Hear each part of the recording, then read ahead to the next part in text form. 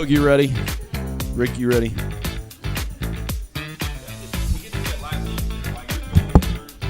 Yeah, because I got 2 pages of spiel.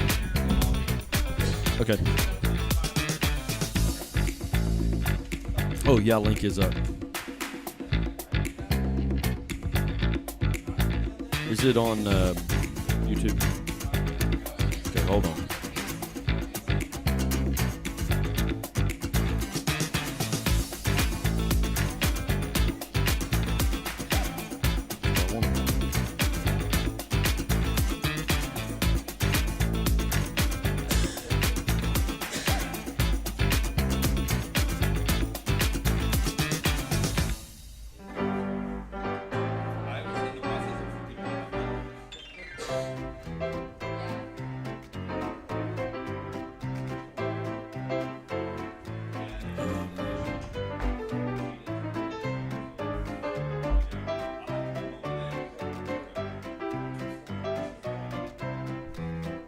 No, I can. Yep.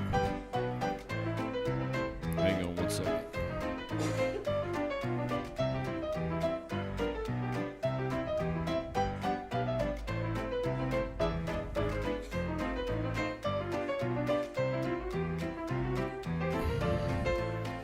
All right, run your intro, Ricky.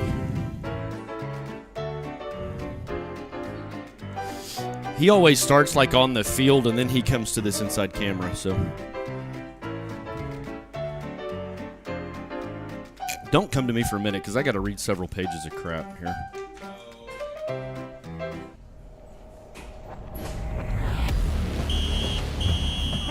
The Oologah Mustang Network is on the air. And this is Mustang Football. Let's go! And now, here's your host, Brent Kellogg, Kevin Hogue, and Blake Salt.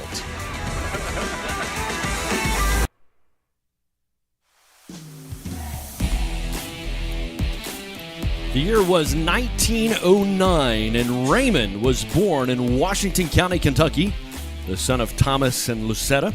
Raymond would graduate from Hills Business College in Oklahoma City in 1909, subsequently worked as a clerk in real estate office, and then on as an abstractor. Simultaneously, he entered the Army National Guard in 1912, where he attained the rank of sergeant. In December of 1914, Raymond was commissioned as an officer with the rank of second lieutenant in the Oklahoma Army National Guard after he attended the School of Musketry at Forks Hill, Oklahoma.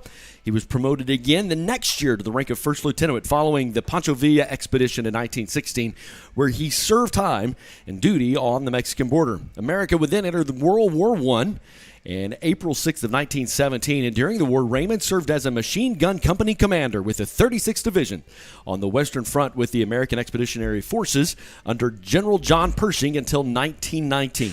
After he returned home, he continued his service with the Oklahoma Army National Guard and subsequently returned to his career in business. Then World War II would come on the scene. During World War II, he commanded divisional artillery. He led the artillery overseas during the Allied invasion of Sicily in June of 1943, where he earned the first 2 Distinguished Service Crosses. He continued to lead the artillery in the Allied invasion of Italy in September in the early stages of the Italian campaign before eventually being sent to England during the Battle of Normandy. In August of 1944, Raymond briefly took command of the 90th Infantry Division, which was having numerous command problems. He transformed the 90th into a first-class fighting formation, led it across France in the Allied advance from Paris to Rhine, and many numerous battles on the Western Front. In October, he then assumed command of the XIX Corps and remaining its commander for the rest of World War II. He was the only National Guardsman to command a corps in combat during World War II. For his service and performance exhibited by General McClain in his military career, the Tulsa Public Schools built and honored General Raymond McClain by opening McClain High School in September of 1959. In 2009, the first three graduating classes, gathered for a multi-year reunion and celebrated the school's 50th anniversary. Some notable alumni from McClain High School: Mike Turpin, and graduated from the class of 1968. He was a former attorney general for the state of Oklahoma in the late 1980s. He would also serve as the head of the Democratic Party for the state of Oklahoma. Shea Seals graduated in 1993, played college ball at the University of Tulsa. He would go on to play a season with the LA Lakers in the NBA, and now he is actually one of the assistant coaches at the University of Tulsa. And Josh Jacobs, one of the more recent notable grabs, graduated in 2015, played college football at the University of Alabama, and is currently the running back for the Los Angeles Raiders. Tonight, with the pageantry and the history of one of Tulsa's 11 public high schools, Tulsa McClain, they have brought a pretty good team on the road tonight, and it's senior night at Mustang Stadium. Hello, everybody. I'm Brent Kellogg along with Kevin Hogue, and because of scheduling changes, we should be playing this game tomorrow night, but instead it's Thursday night lights, and that meant that Blake Salt would be unable to be with us tonight. Kevin, it's a pretty special night, and I saw a social media post of a high school cheerleader the other day, and she was watching the scoreboard, and she was happy and cheering, but when that clock went 0.0, she just instantly started crying because she had cheered her whole career in high school, and that 0.0 meant that she had cheered her last game on the home field of her court. There are some football play. There's still some games possibly to be played for the Mustangs. Anything crazy can happen, but tonight there is a big group of kids. This will be the last time they play under the lights here at Mustang Stadium. It's senior night. Yeah, it's senior night for 34 Mustangs, and so it definitely hits you in the feels. I was asked to speak at Team Meal a few weeks ago, and I mentioned some stories about my senior year and stories that when I see some of my classmates that we still relive and that they still live, and it hits you right in the feels. Yeah. I don't know how else to say it. That moment that girl just started crying, that kind of caught the essence of what was going on, because for her, it was just that reality. I've spent the last 4 years cheering, and there's something special about the pageantry of Friday Night Lights, and that was coming to an end for her. And so tonight we're going to celebrate an amazing senior class, some great accomplishments in this group. You've got some state championship band kids we're going to recognize. You've got some kids that have done a lot of neat stuff. And so it is senior night. That's why we're broadcasting early. So take a moment, hit that share button, put it out on social media so folks can come in, because at 6:30 we're going to actually join the rest of the stadium, and we will just recognize those seniors and their parents and whoever is walking with them tonight. Yeah, I have the privilege of being able to do that. We say Mustang family, and I say it all the time. I love these kids. I'm with them more than anyone that doesn't live under my own roof. They truly are my kids, and it's sad for me to see them go too. I've seen them put in a lot of hours, whether it's band or cheer or football. And, it'll be an emotional night. Hopefully we go out. When I talked at that team breakfast, we talked about all you can control is looking back on it and saying, I lived in the moment, and I gave every ounce of me. There was not one more thing I could have done. And so hopefully we have some Mustangs out there to do that tonight. We're going to talk a lot coming up. We got a lot of work to do, but about just how do you recover from what were the events of Friday night last week. So we're going to get through our starting lineup. We're going to talk to Coach Wagner. We got a lot of work to do because we're going to wrap this up about 6:27 so that we can get on to the senior night festivities. Going to take a quick break. When we come back, we will sit down, talk with Coach Wagner. You're watching the Advanced Homes Tailgate Show right here on the Mustang Network.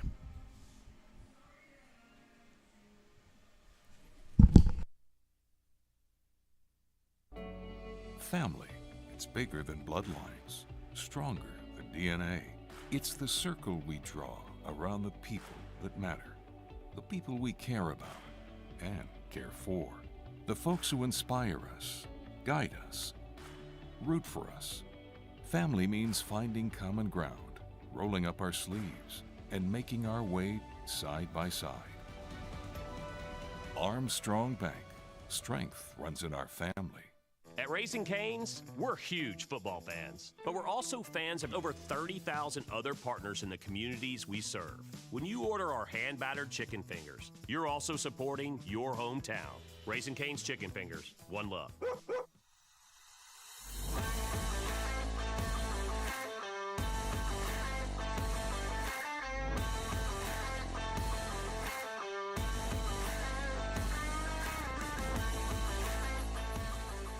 Hey, Mustang family, we're back with Coach Wagner. It's week 10, final regular season game, senior night here at the stadium. Should be a great night. Coach, talk to me a little bit about the week of prep. It's been a nice week. What have you seen on the practice field this week? Well, kids have been really upbeat. I mean, it's a big game. Sure. Number one, we want to send our seniors out at home the right way, and I think that's a point of focus. But number two, there's a ton to play for as far as the playoffs. Basically, we win and we lock up the 3 seed. If you look at, McClain's probably thinking if they win and Oologah loses, they get to 4-3. Yeah. If Miami was to lose to Wagner, they're 4-3, and now you throw this thing in the points. So you can really have a bunch of scenarios on how this plays out. But basically, what we told our kids is we're in a really good spot. We've had a good district run. We want to end our district at 5-2 and leave all that math to Mrs. Salt or somebody like that instead of a bunch of football coaches. 100%. I was doing some of the math this week, looking at some of the scenarios, and it made my head hurt. So let's just win tonight and take care of that. Talk to me a little bit about McClain and some of the problems that they present. I know that they played some really close games. They played Miami to a point, so they got some athletes. Oh, yeah. I mean, defensively, they're impressive. They run really well. They run to the ball. Their kids play hard. And there's athletes all over the field. So we got a lot of respect for those guys. Every game they're in for the most part, other than Cushing, has been a close game. Yeah. They played really tough, and they've been on the road all the time. You know, I think those kids have faced some adversity. So coming here in a road trip is going to be nothing new for those guys this year. Absolutely. All right, final word, some keys to the game tonight for the Mustangs. What do the Mustangs have to do? What can they control to come out of here with a victory on senior night? Well, I think we need to establish the line of scrimmage. You know, that was difficult for us last week. We're the kind of football team that we need to possess the football. Yeah. You know, we punted it quite a few times last week, and we need to win the line of scrimmage, and we need to protect the football. And then we got to stop number 11. The running back for McClain is dynamic. As a matter of fact, they look a lot different. They moved him to running back a few weeks ago. I wish they hadn't because their coaches did the right thing. And this kid, when there's nothing there, gets yards. Sure. So he's a little bit scary. Inside runs, he'll bounce it. It's not even necessarily designed to do that. The kid finds space. So we've got to do a really good job on the edge and be good tacklers. All right, well, we're looking forward to a big night here, senior night in the stadium. Good luck tonight, Coach. Thanks. Thank you. We'll be right back for more after this. At Advanced Homes, we embrace your individual style and work hard to design a home that fits you and your family. With over 25 years in the home building industry, Brian has an excellent ability to take your individual ideas and turn them into amazing blueprints that become your dream home. Advanced Homes is built on a lifelong influence of family in the construction, real estate, and land development industry. Our business is founded on a family orientation that exemplifies quality workmanship, value, confidence, and Christian values. With Advanced Homes, your custom-built home will be one of a kind. Give us a call about our new gated community, Captiva Point, with new secluded 10-acre plots. Captiva Point is located on Lou Ridge Road with 5 boat ramps within 5 to 15 minutes. Advanced Homes. Give us a call today at 918-855-6597 or check out all of our properties on Facebook or our website, advancedhbi.com. Advanced Homes. We don't just build houses, we help you build the home you've always dreamed of.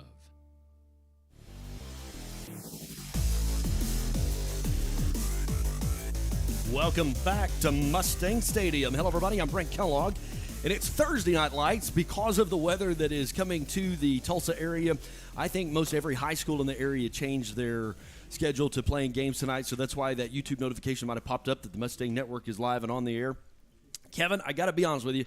I did not have a good weekend last weekend. No. My Mustangs went to Cushing, and it just was not a good night. We did score on Cushing. We weren't able to do that against Wagner's. Mustangs put up 21 points at the second half of the game. But then my OSU Cowboys, they went down hard. So it was just kind of a hard weekend my Tulsa Hurricane had it was a rough 24 hours in the Hogue House, too. And so that brings to mind, how do you get a team? And I know these are just kids, and they're probably more concerned about hanging out with their friends and thumbing TikTok than they are necessarily. I think probably coaches get more wrapped up in wins, losses sometimes. But how do you get those guys to direct? Because it really is a must-win type situation if you want to stay secure where you are in the playoffs. Absolutely. I think, one, our kids are very resilient. They work really hard. We've mentioned it several times during the streams this year. Our kids this year don't seem to get their heads down. Yeah. They're very resilient. They give up a touchdown. They almost always come back and score. I think the coaching staff has a big part to do with that. Bringing them in on Sunday, really breaking down big mistakes into little correctable mistakes, I think is a big deal. It's that old saying, you can't eat an elephant all in one bite. You do it one bite at a time. So I know the coaching staff has done just that. He feels confident about the practice they've had, even though it's been a short week, and we didn't find out about that till yesterday morning at about 9 a.m. But definitely just with the weather and everything and needing to get the game in, it was a must thing. Normally by this time I could tell you where we were going in playoffs. I could we'd have a good idea. I got no idea. I mean, tonight's kind of a must-win situation. 4A3, which is our district, it can get wonky with some things tonight. But then 4A4, who we play first round in the playoffs, like I don't think they know. They've got to add up they've got to get their pencil out and add up some points. Let's look at that 4A3 standing if we can get that up on the screen for just a second, because you can kind of see Cushing is clearly at top. Nobody can touch them. I think this is one of the best 4A teams I've seen in a long time. Wagner clearly in second place, and then we beat Miami on the face-to-face or the head-to-head, so sets us at 3 unless we stub our toe tonight.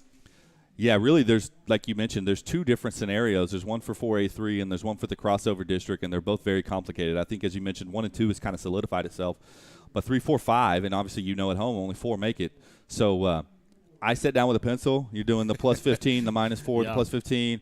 I did it for the other side, too, the Hilldale, the Poto, the Broken Bow. And I have to be honest with you, my head started hurting. So I went to Al Davis, the great Raider great, and rest his soul. Just win, baby. If we just win, we're third, and we'll go somewhere next weekend. Number 2, I think it's looking like Hilldale if everything plays out. That's kind of the expected thing, but it's Friday night on a Thursday. You never know what's going to happen. So selfishly, Hilldale's a lot shorter trip than going to like Tupelo, Mississippi, which is Broken Bow. You've made that joke a few times. It might as well be, right? Broken Bow. Yeah, it's like a 4-hour road trip for us. But Hilldale, man, they're pretty good. And I don't know, in terms of matching up, I think you might have a better chance at beating some of those other teams. And so, yeah, everybody has athletes over there. And as you mentioned, they're probably going to finish in a 3-way tie for first. So then you're going off points. It looks like Poto has the advantage there, if my math was correct. And then with the 2 and 3-way tie, or the second and third place tie, then it goes head-to-head, and Hilldale did beat Broken Bow. So it is looking like Hilldale, and is that the best matchup? I don't know. I think Coach Wagner will take it. We haven't finished this high in districts in 5 years. Yeah. So he'll take it, and he'll take his chances and coach them up. And see what we can do. But, yeah, for the Mustang faithful in the crowd, going to Hilldale, probably an hour and 15-minute road trip's not a big deal. So kudos to this group of seniors, too, that we're getting ready to recognize in just a minute, because this is quite the accomplishment. It really is kind of the best position we've had since that run of 3 in the state championship. Correct. We had the run of 3. Then my first year here was 6 years ago. We got second in district and had a deep run there. That's with Chance Dietz and those guys when he blew out his knee. But, yeah, this is the closest we've been to any type of, second or third in a district since then. So big kudos to them, big kudos to the coaching staff. So we're watching our clock here because we're going to go in just a minute and recognize our seniors. But let's talk real quick about who the anticipated starters are. That was kind of out of this morning. Some things can kind of change. Probably some things have probably changed with that. But let's just talk about real quick who we anticipate those starters be. On the offense, on the offensive line, you're going to see Jackson Gill at that right tackle, Corey Eaton at guard, Colin Schrader slated to start at center this morning. Left guard, sophomore Warren Pierce, and then left tackle you'll see Bryce Byers. Really excited about Bryce. I know we say that every year, but he's grown a lot as a lineman, and they can lean on him. I think they're going to lean on him a lot tonight as well. In the tight end, you'll see Gavin Salt and Rafe Tackett as well. In your receivers, senior A.J. Streeter, 151 yards on the season, and honestly, it's a gut thing. I think AJ could have a good night tonight, and it'd be great if he could as a senior. Man, if he could pop off a 60, 70-yard night receiving tonight, I would love to see that. Yeah, I think the Mustang faithful would too. Just a great kid as well. Been really prepping hard and expecting a big night. Obviously, he had the huge night last year against Claremore, over 200 yards. Yeah. Hasn't had that type of production this year. A lot of it's due to what defenses are doing. But they got 2 sets of eyes on him. Yeah, we talk about it every week. He can break out at any moment. He has great hands. So because of that, Braxton Moore has been able to break out just a little bit, and Braxton's really had a good season. He's had 319 yards in receiving this year. You'll also see Jackson Burchett. I refer to him as the speedster, and we really tried to use that last week against Cushing, get him in some open space and let him go, baby, go. And then also Brad Hoisington. You'll see him as that 4th receiver when they do that. In the backfield, Ashton Wright, cool moment last Friday night. He broke that 1,000-yard mark. I'd love to see him get 100 tonight. How cool would that be to have an 1,100-yard rusher on the season for Ashton? Yeah, he's a great kid. He's worked really hard, runs really well between the tackles for maybe an undersized back, and I think we would all like to see that 1,100 type season for him. Would be really deserving to set him up for a great senior year. You'll also see Nate Morrow and Braden Stovall scored 2 touchdowns last week. Yeah. Obviously, you were playing some 2s and 3s against Cushing, but he had a big night last week, and so he's got 122 yards carry on the season. Joseph Gridwald is the quarterback, passing 74 completions out of 125 attempts, and that completion ratio, Kevin, throughout the season has gotten better. He's right at 60% completion ratio, which means receivers are getting better, he's getting better, and so he has rushed for 806 yards total, 8 touchdowns and 4 interceptions. He's rushed for 539 yards, 7 touchdowns. I said that backwards. He's thrown for 800 yards. He's rushed for 539 yards. And last week, his rushing yards actually went backwards because he did not have positive net yards. He was running for his life and lost 10 yards on his stats last week. So that is our expected starters on offense. Let's talk a little bit about who we expect on defense. On the D-line, you will see possibly Colin Schrader. You'll see Warren Pierce. You'll see Rafe Tackett. And you'll see a lot of Bryce Byers tonight. Matter of fact, Bryce may be in that starting rotation. At outside linebacker, Ty Cherry, Brady Evans, Tyler Stovall plays in there a lot. You'll see Gavin Sald second on the team in terms of tackles. Inside linebacker, Jaden Tanner. Nate Morrow probably going to have a big night tonight. They've got a guy they're keeping eyes on, and he leads the team in tackles. Free safety, A.J. Streeter.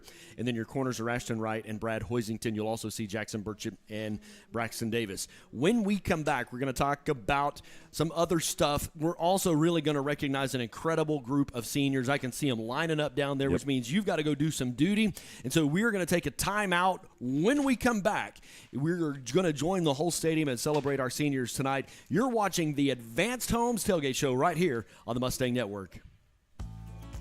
Mustang family, don't miss a minute of live Mustang action or info about events or happenings at Oologah High School. Subscribe to our YouTube channel and follow our high school Facebook page today.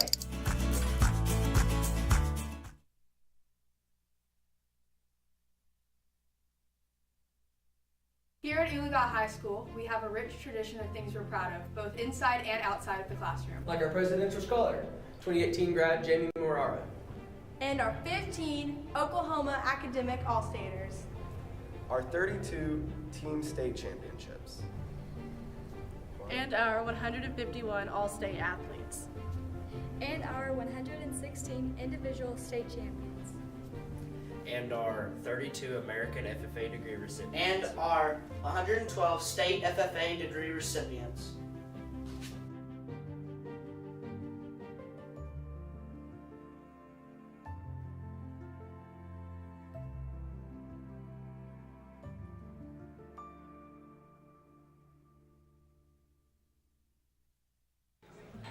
Put the keys down, Kevin. But I'm gonna drive home. There are several warning signs present that you shouldn't be driving. I guess I have really been looking for love in this dating app. Yep, I'm definitely gonna call a ride home.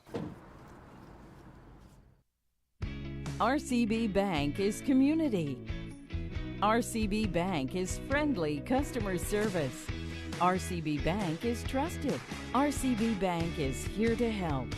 RCB Bank is yesterday, today, and tomorrow. RCB Bank is everywhere you need us to be. We are RCB Bank. Open an account online today to see why our customers always say, RCB Bank, that's my bank. Rod Henry Construction has been in the business of installing and manufacturing septic tanks and aerobic systems for over 10 years. At Rod Henry Construction, we take pride in providing quality service and products at a reasonable rate. We're proud members of the Home Builders Association and the Better Business Bureau. You can visit our website at rhcinc.net. The customer is always our top priority. Rod Henry Construction is a family-owned and operated business with strong Christian values that will ensure our work. For manufacturing and installation of aerobic and septic systems, service and repair, give Rod Henry Construction a call, 918-371-1207, and go Mustangs! This is a call to the believers. A rally cry for those that hunger for greatness. The ones putting in the work, even when no one is watching. Those who aim too high, who dare to rewrite expectations. We will recognize our next generation of female athletes who possess this ambitious, defiant swagger. We will lift ourselves when no one believes we can go anywhere at all. We will believe our own bold claims. Under Armour Women of Will finds a way. Hey Mustang family, glad to be here with two young ladies I'd like to highlight. You can see we're behind our banner of Women of Will. I've recently released a video talking a little bit about our partnership with Under Armour Women of Will and BSN Sports. Love the intro video. It talks about young ladies and women doing things behind the scenes to get better. And I know both of you all do that in your personal lives, whether it's ag or soccer. But I immediately thought about athletic training. Both of these young ladies are in our athletic training program, help out a lot. As an administrator and a parent of a junior high football, I've even seen them at junior high football games, even though they're not in junior high. It's 100 degrees.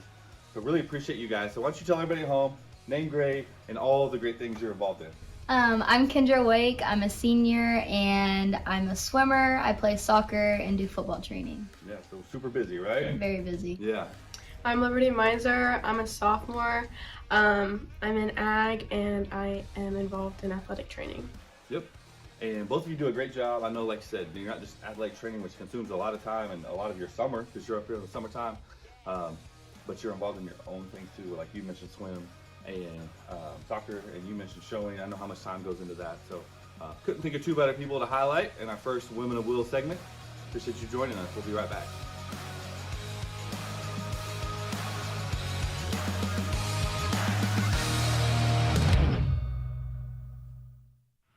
A water faucet with clean water, a reliable car on a busy day, a faithful dog, and reliable insurance. They're there when you need them. Coach Jason Brown and Chalkline Insurance is your local insurance agent. After 20 years in coaching, Jason is using that work ethic to take care of you and your family. Chalkline Insurance is locally owned by a name you know and backed by an agency with more than 30 years of experience. If you own it, we can insure it. For all your commercial, home, rental, auto, and recreational insurance needs, give Coach Brown a call at 918-789-3848. Chalkline Insurance, your local insurance agent in Oologah, where character creates connection.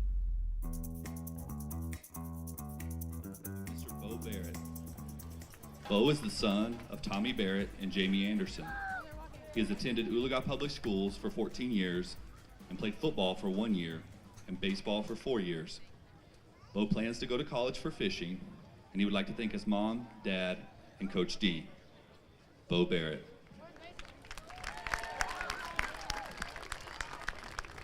Mr. Corey Eaton. Corey is the son of Dwayne and Miranda Eaton. He has attended Oologah Public Schools for 14 years and played football for 14 years. Corey plans to go to college for criminology and become a ballistics specialist. He would like to thank God, his mom and dad, his brother, and his coaches. Corey Eaton. Mr. Luke Farmer. Luke is the son of Steve and Amy Farmer. He has attended Oologah Public Schools for 1 year and participated in football for 1 year. After graduating, Luke plans to attend Tulsa University and pursue an education degree. He would like to thank his Uncle Kevin and Aunt Shelley for making his transition to Oklahoma so easy, and his parents for helping him all these years. Luke Farmer.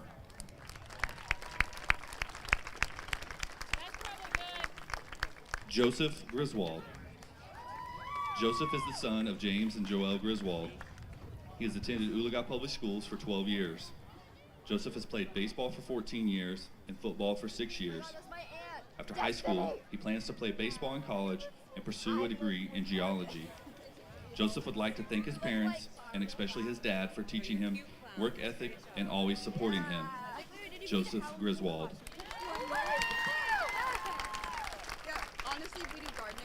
Braden Langbin. Braden is the son of Terry and Shelley Langbin. He has attended Oologah Public Schools for 14 years. He has participated in football for 8 years, swimming for 11 years, and tennis for 2 years. He plans to attend college and major in aerospace engineering while participating in the Air Force ROTC. Braden would like to thank his brother for giving him great advice and helping him better himself in life. Braden Langbin. Next is Mr. Braxton Moore. Braxton is the son of Brian and Larissa Moore. He has attended Oologah Public Schools for 14 years. Braxton has participated in football and basketball for 12 years and track for 3 years. After high school, he plans to attend Oklahoma State University. Braxton would like to thank his parents for everything they have done for him and his brother for always having his back. Braxton Moore. Mr. Nate Morrow. Nate is being escorted by his parents David Hale and Mary Morrow and grandfather Dale Morrow. He has attended Oologah Public Schools for 10 years and participated in athletics for 10 years. Nate plans to attend OU and pursue an education in physical therapy. He would like to thank his parents for helping to push him to be better, his grandfather for helping him find his love for football, and his girlfriend Megan, who always supports him. Nate Morrow.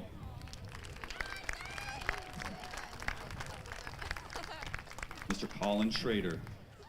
Colin is the son of Jerry and Charisma Schrader. He has attended Oologah Public Schools for 12 years. Colin has been active in football for 12 years, swim for 1 year, and baseball for 1 year. He plans to attend college and get a degree in sports medicine. Colin would like to thank his family for always pushing him to be the best he can be, all of his coaches throughout the years making him the player he is today, and God for giving him all the people he has around him. Colin Schrader. Mr. A.J. Streeter. A.J. is the son of Jason and Stacy Streeter. He has attended Oologah Public Schools for 6 years. A.J. has played football for 3 years, baseball for 4 years, and participated in student council for 2 years. After high school, he plans to attend college and play baseball. A.J. would like to thank his family and coaches for always pushing him and being there for him. Also, a big thank you to the King of the World, Jesus, and what he did on the cross. A.J. Streeter.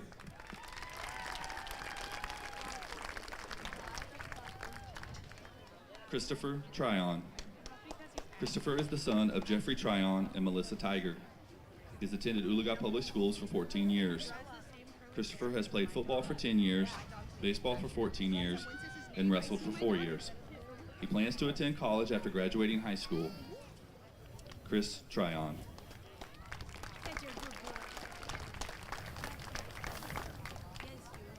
Next is our senior trainer, Miss Kendra Wake. Kendra is the daughter of Dwight and Lindsay Tackett and Jacqueline Wake. She's attended Oologah Public Schools for 10 years. Kendra has played soccer for 9 years, swam for 7 years, been part of the Mustang movement for 5 years, and sports medicine for 4 years. She plans to attend Rogers State University to get her basics and then transfer to OSU for sonography. Kendra would like to thank all of her family and friends for being there for her through her journey. She would like to also thank Ryan, the athletic trainer, for helping her and teaching her in a variety of situations when it comes to injuries. She would also like to thank her coaches for always pushing her to be her best. Kendra would like to thank her dad for always wanting her to be better than great and teaching her how to be independent, and her stepmom Lindsay for being the mother figure she did not have to be. Miss Kendra Wake. Next up from our broadcasting team, Senior Charles Newton. Charles is the son of Christy Gilbert and John Newton. He has attended Oologah Public Schools for 14 years. Charles has participated in leadership, student council, NHS, OHS broadcasting, and OHS Aviation Club, all for 1 year. After high school, he plans to attend OSU and major in aerospace engineering. He would like to thank his parents and his sister for supporting his education and goals in life.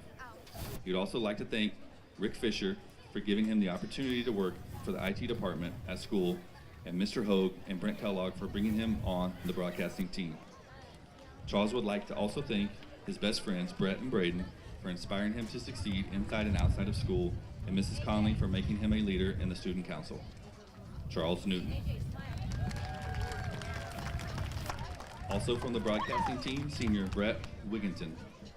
Brett is the son of Brian and Nicole Wigginton.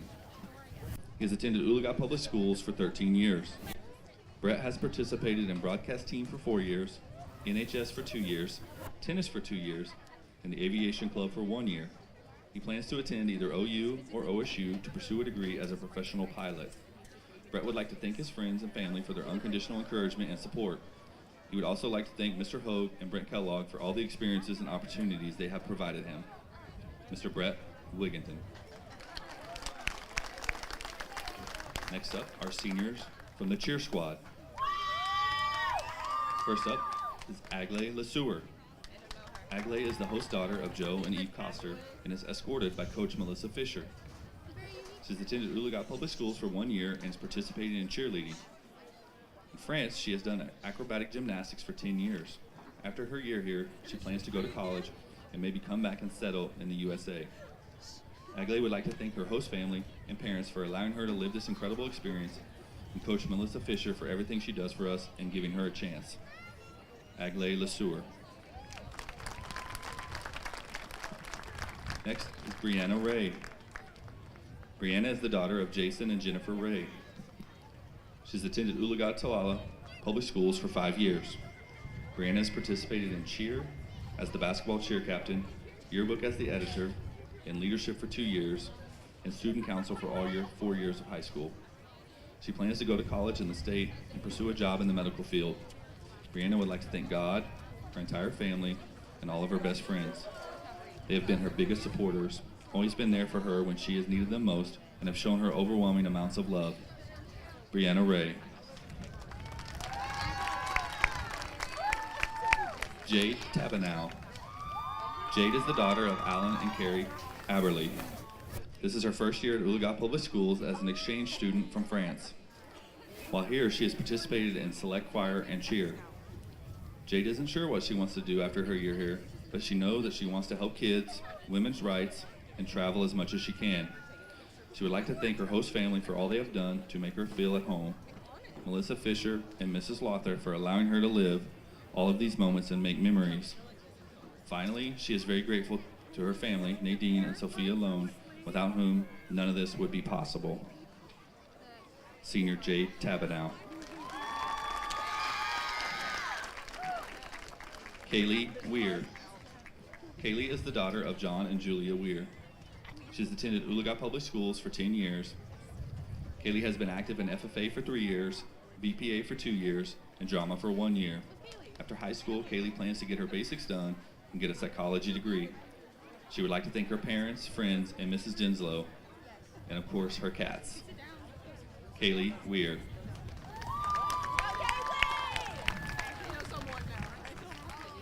Jackson Wells. Jackson is the son of Jason and Jessica Wells. He has attended Oologah Public Schools for 14 years. Jackson has been active in cheer for 4 years, mascot and drama for 2 years, and debate for 3 years. Jackson plans on going to college to further his education in an undecided major at either OU, OSU, or TU. He would like to thank his family for always being there for him and allowing him to grow into the person he is now. To all his friends, past and present, for all the good memories, and to finally his cheer coaches and squad for showing him what he has been missing his entire life and allowing him to be himself. Jackson Wells.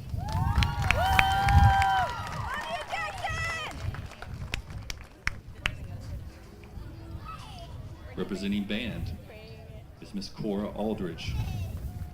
Cora is the daughter of Amanda and Matthew Ferris.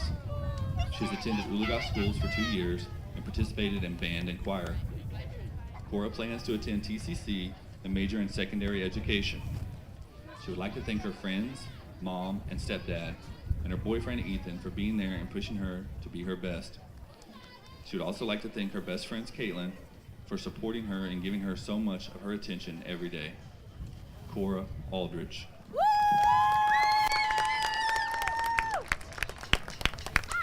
Keaton Braggs. Keaton is the son of James and Stephanie Braggs.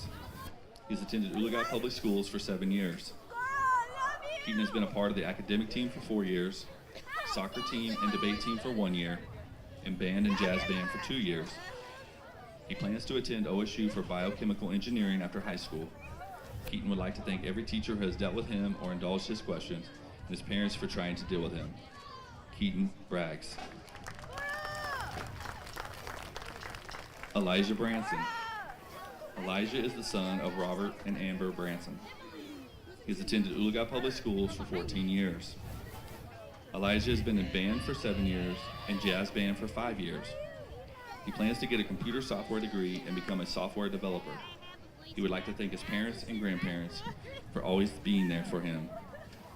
Elijah Branson.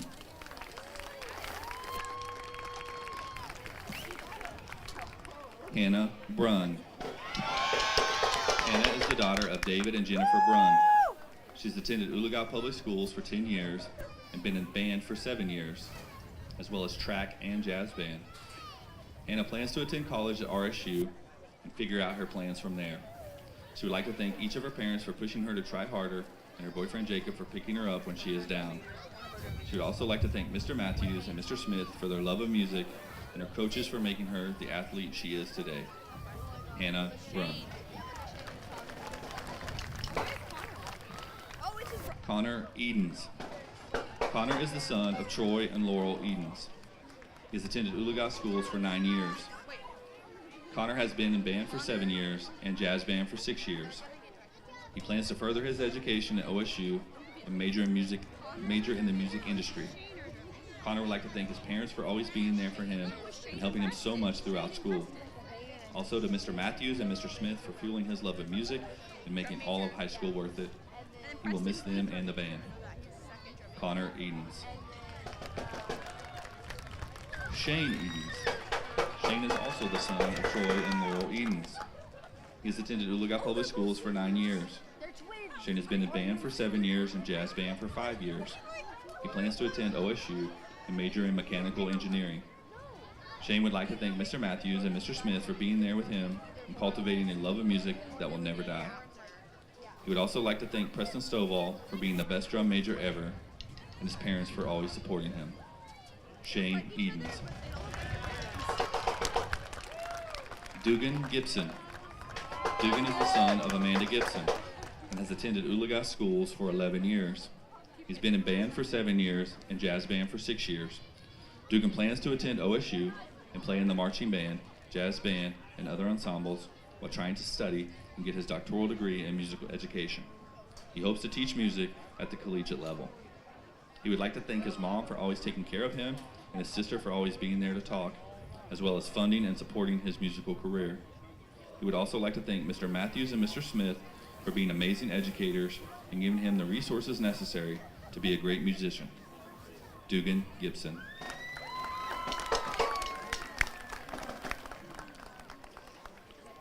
Robert Hanneman. Robert is the son of Robert and Tanya Hanneman. He has attended Oologah Public Schools for 10 years. Robert has been active in band for 7 years and track for 6 years. He plans to go into construction management after high school. Robert would like to thank his parents and sister for always being there for him and supporting him throughout his high school career. Robert Hanneman.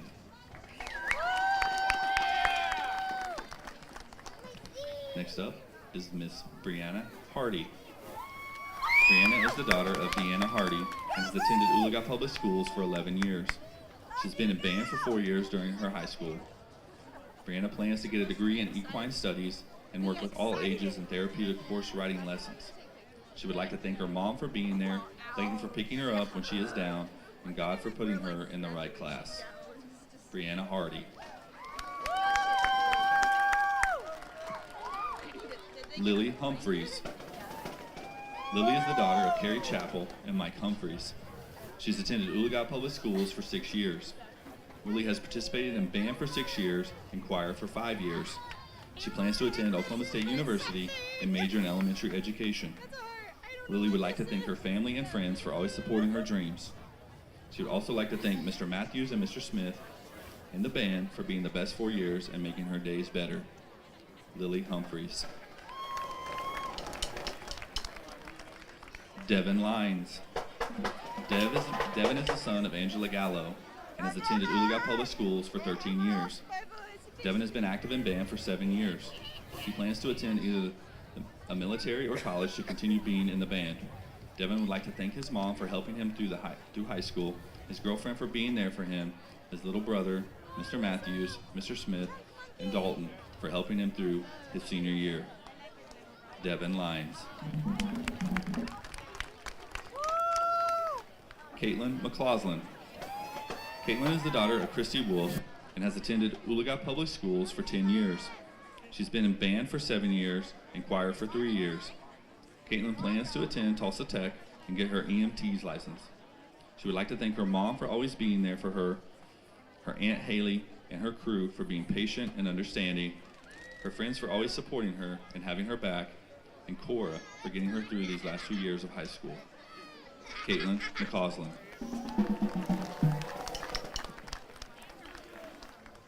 Whitley McWilliams.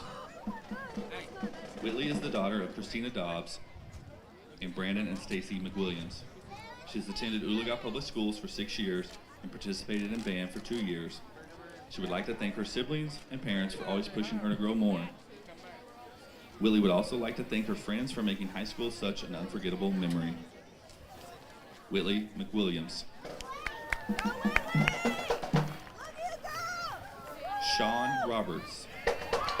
Sean is the son of Brian and Catherine Roberts. He has attended Oologah Public Schools for 8 years. Sean has been in band for 7 years and jazz band for 6 years. He plans to attend OSU and continue to study the saxophone with hopes of playing professionally. Sean would like to thank his mom and dad, Big Papa, his girlfriend Michaela, Mr. Matthews, and Mr. Smith.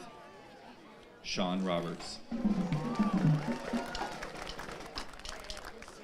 Mr. Jay Vanderpool. Jay is the son of James and Carrie Vanderpool.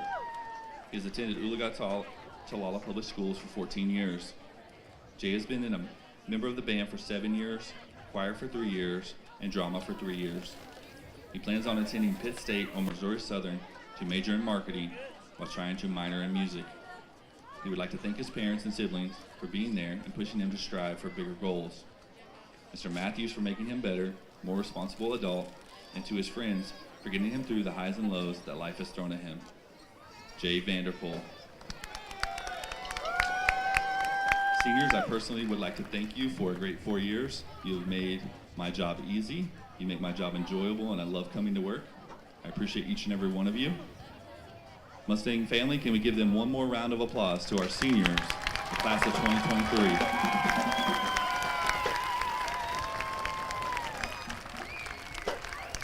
Thank you.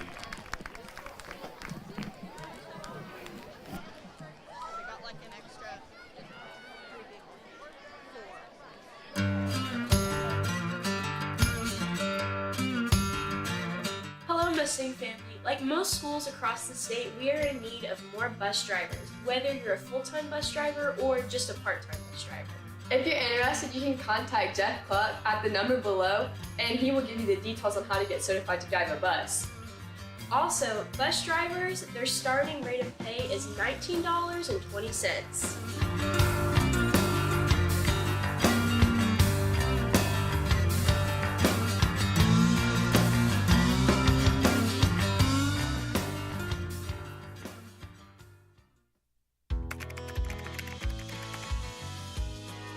How you doing? Hey, Mason. Hey, Mason.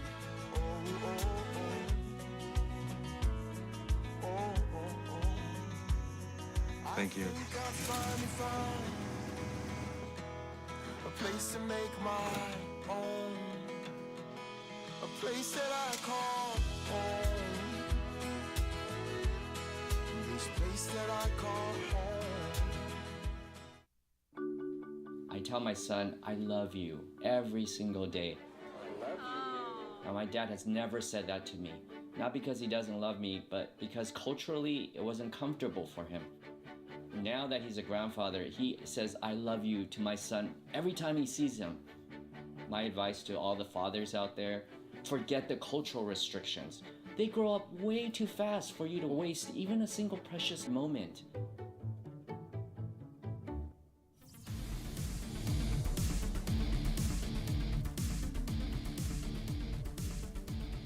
Welcome back to Mustang Field. Hello, everybody. I'm Brent Kellogg, along with Kevin Hogue. We are in a moment of silence getting ready for our national anthem performed by the Stallion Battalion. So we're going to go back to the field so you can join. Will now be performed by the Oologah Stallion Battalion Marching Band.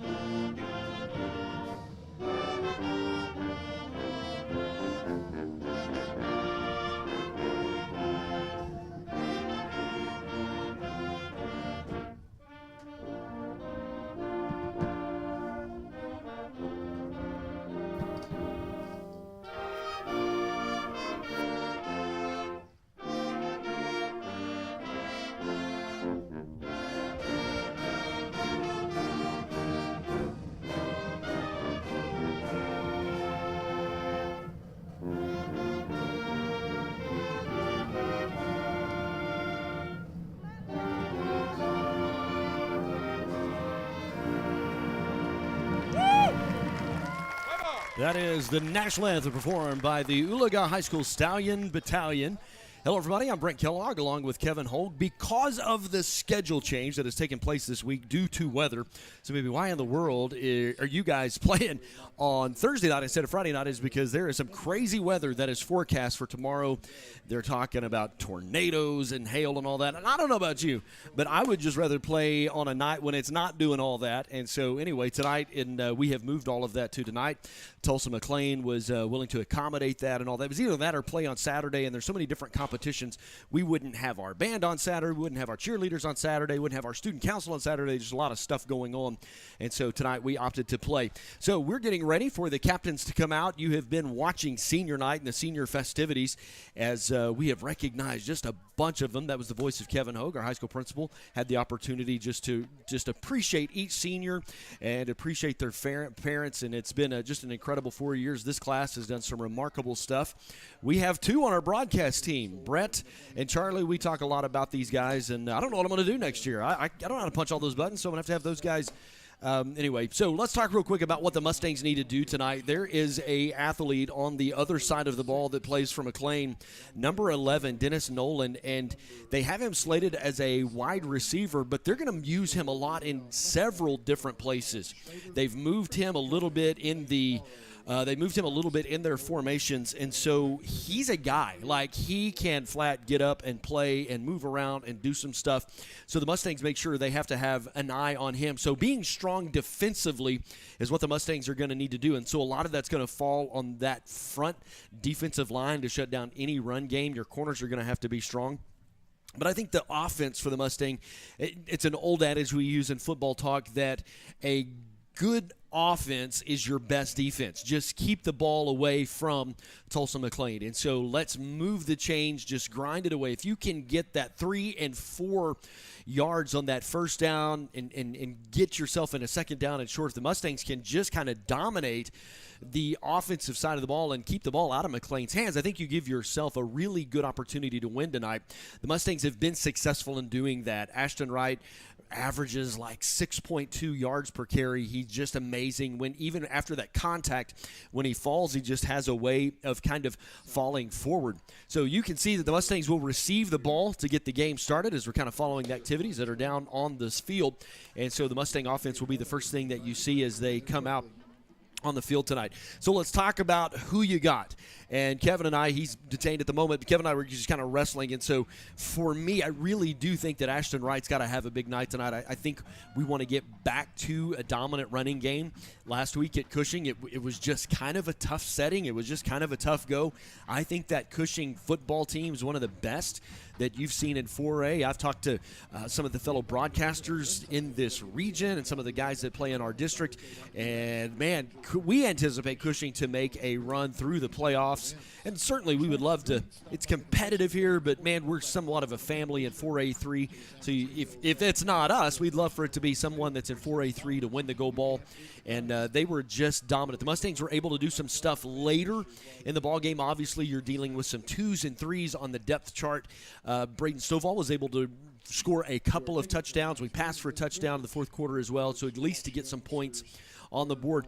But just the challenge of coaching staff is to get these guys, you're talking about 15 and 16 and 17-year-old kids, to get them to literally just wash off what happened last Friday and focus, because if you lose tonight, it gets really, really squirrely in 4A3. So as a coach and a coaching staff, they've had to just kind of get them guys on Sunday. Let's put it behind us. Here's your grade. Here's how we did.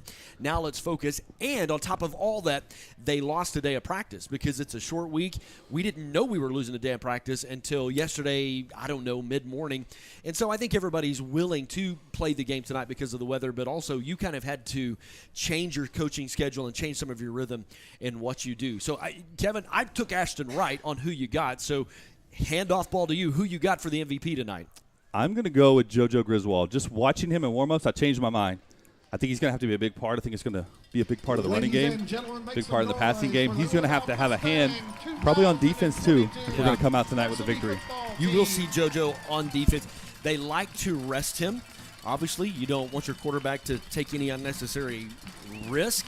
However, with the development that Brad has had in practice, in talking with Coach Wagner throughout the season, he's like, man, last year it was just like JoJo don't get hurt. Now they're comfortable with Brad as a second string. If he had to go in and execute the offense, they feel like he could do that. So they will they'll take a little more risk, if you will, with JoJo. They'll let him run a little bit more, but you'll also see him more on defense tonight. I think they're going to have him to contain a couple of the athletes on the roster for the other side. 100%. And you're exactly right, not just in the quarterback room, but kind of all throughout. You mentioned running backs in Stovall last week. We're just deeper at every position, and that's helped us. We're young at some spots, but we are deeper throughout. And I know talking to Coach Wagner yesterday was just a normal Wednesday practice. They didn't change it and make it a Thursday practice. They did normal Wednesday practice. And here we are getting ready to kick it off, and I'm excited. Mustangs are going to get the ball to start the ball game. You know they have their first 15, 16 plays scripted, ready to go. They're set and ready to do this tonight. And for these seniors, this is the last kickoff under Friday Night Lights at Mustang Stadium if things go as we think. Barring something wonky. Yeah. Something wonky could happen. I don't know if there's that much Mustang magic in the system, you know what I'm saying?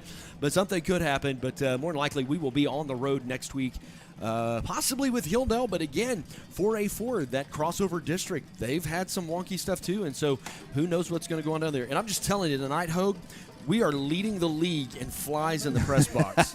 That is the 432nd fly that I've we killed. Get that ball picked up. Yeah, we have got to cover that. Oh, we didn't get it. It literally went through about 4 people's hands. And not the way you wanted to start it. Not a traditional onside kick, just kind of a squib low. And we tried to jump on it without securing it, and the ball squirts out. And just a disastrous start here. Yeah, McClain is going to start already inside the red zone, if you would. And that is not what you wanted to do. You, in essence, it's a turnover because you had a possession that you just, in essence, gave away. And so now you've almost got your first turnover tonight to start the ball game. Yeah, you've been robbed of a possession, and also emotionally. Yeah. What does that do for you 6 seconds in? Yep. All right, so Tulsa McClain will come out and get things started. Thanks for joining us tonight. Take a moment, hit that share button. Share it out on social media so folks can join us across the Fruity Plains. It's always fun to hear from folks that are watching us on Friday nights. Tonight just happens to be a Thursday night. They have got ball's on the They're ground. going to return the favor with a fumble. Oh, big hit there by Ty Cherry. He's never afraid to bring the lumber. And he did there, and that's a big loss, a loss of about 8 yards, maybe 9 for Tulsa McClain. So that'll put it behind the chain. Second down and 19 coming up with 11:37 just underway in the first quarter. And they've had some changes. They've moved number 11, Dennis Nolan, kind of around all season. Probably their best athlete, and they've moved him to the running back position. So they're a run-heavy team.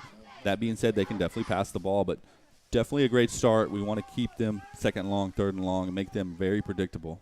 And they're going to have to hurry. There's only 6 seconds left on the play clock. Play clock is down to 3, 2, 1, and I think they're going to take a timeout.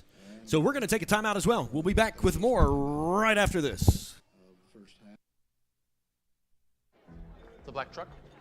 Hey, Christina from accounting. Yeah, hi. Hey, I used to date a girl named Christina. Oh, really? Yeah, and then she dumped me for my best friend. You want to see some photos of them that I took? I don't. I thought we talked about this, buddy. Buzzed and overshared again? Yeah. Yeah. I'm gonna call a car. That's a smart idea. So yeah, I know, that's why I did it. Hey, you're gonna get back to the top of the mountain.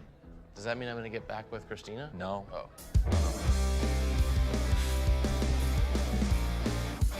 Brent Kellogg along with Kevin Hogue. Unfortunately, because of the scheduling change and it happened so fast, our sideline guy, Blake Salt, is not with us tonight, and I just, I feel empty.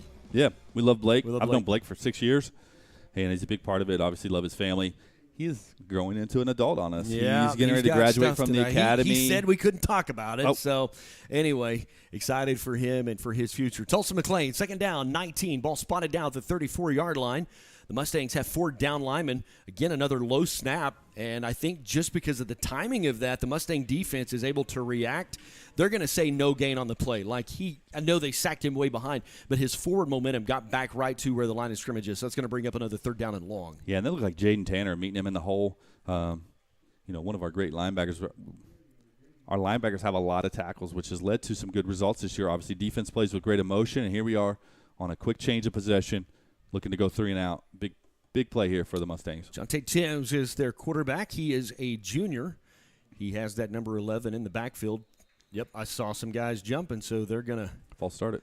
They're going to go backwards. As we started with nerves and just weren't able to handle that kickoff, it feels like they've kind of stubbed their toe to start as well. They are too, and they're facing some emotions they potentially haven't felt either. This is the first time in recent memory for me that they have a chance to make the playoffs potentially. I mean, obviously they have to win and win big tonight against us, and then some things go wonky with the tiebreakers. But so they're seeing a little bit of that too. They are high school kids, as you mentioned, teenagers.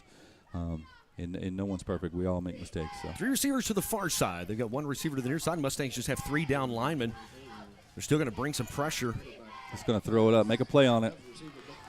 Pass intended on the left side. Love what Ashton did there. That was Ashton Wright. Giving up some size. Didn't try to go up with 2 hands and compete for the ball. Went up with 1 hand and just knocked it down and forced 4th down. That's a great play by Ashton. Some people are going to say, why didn't he try to intercept that? He's given up, 6-8 inches to that wide receiver. That was the perfect play at the perfect time for the Mustang defense. Omar Washington, the intended receiver.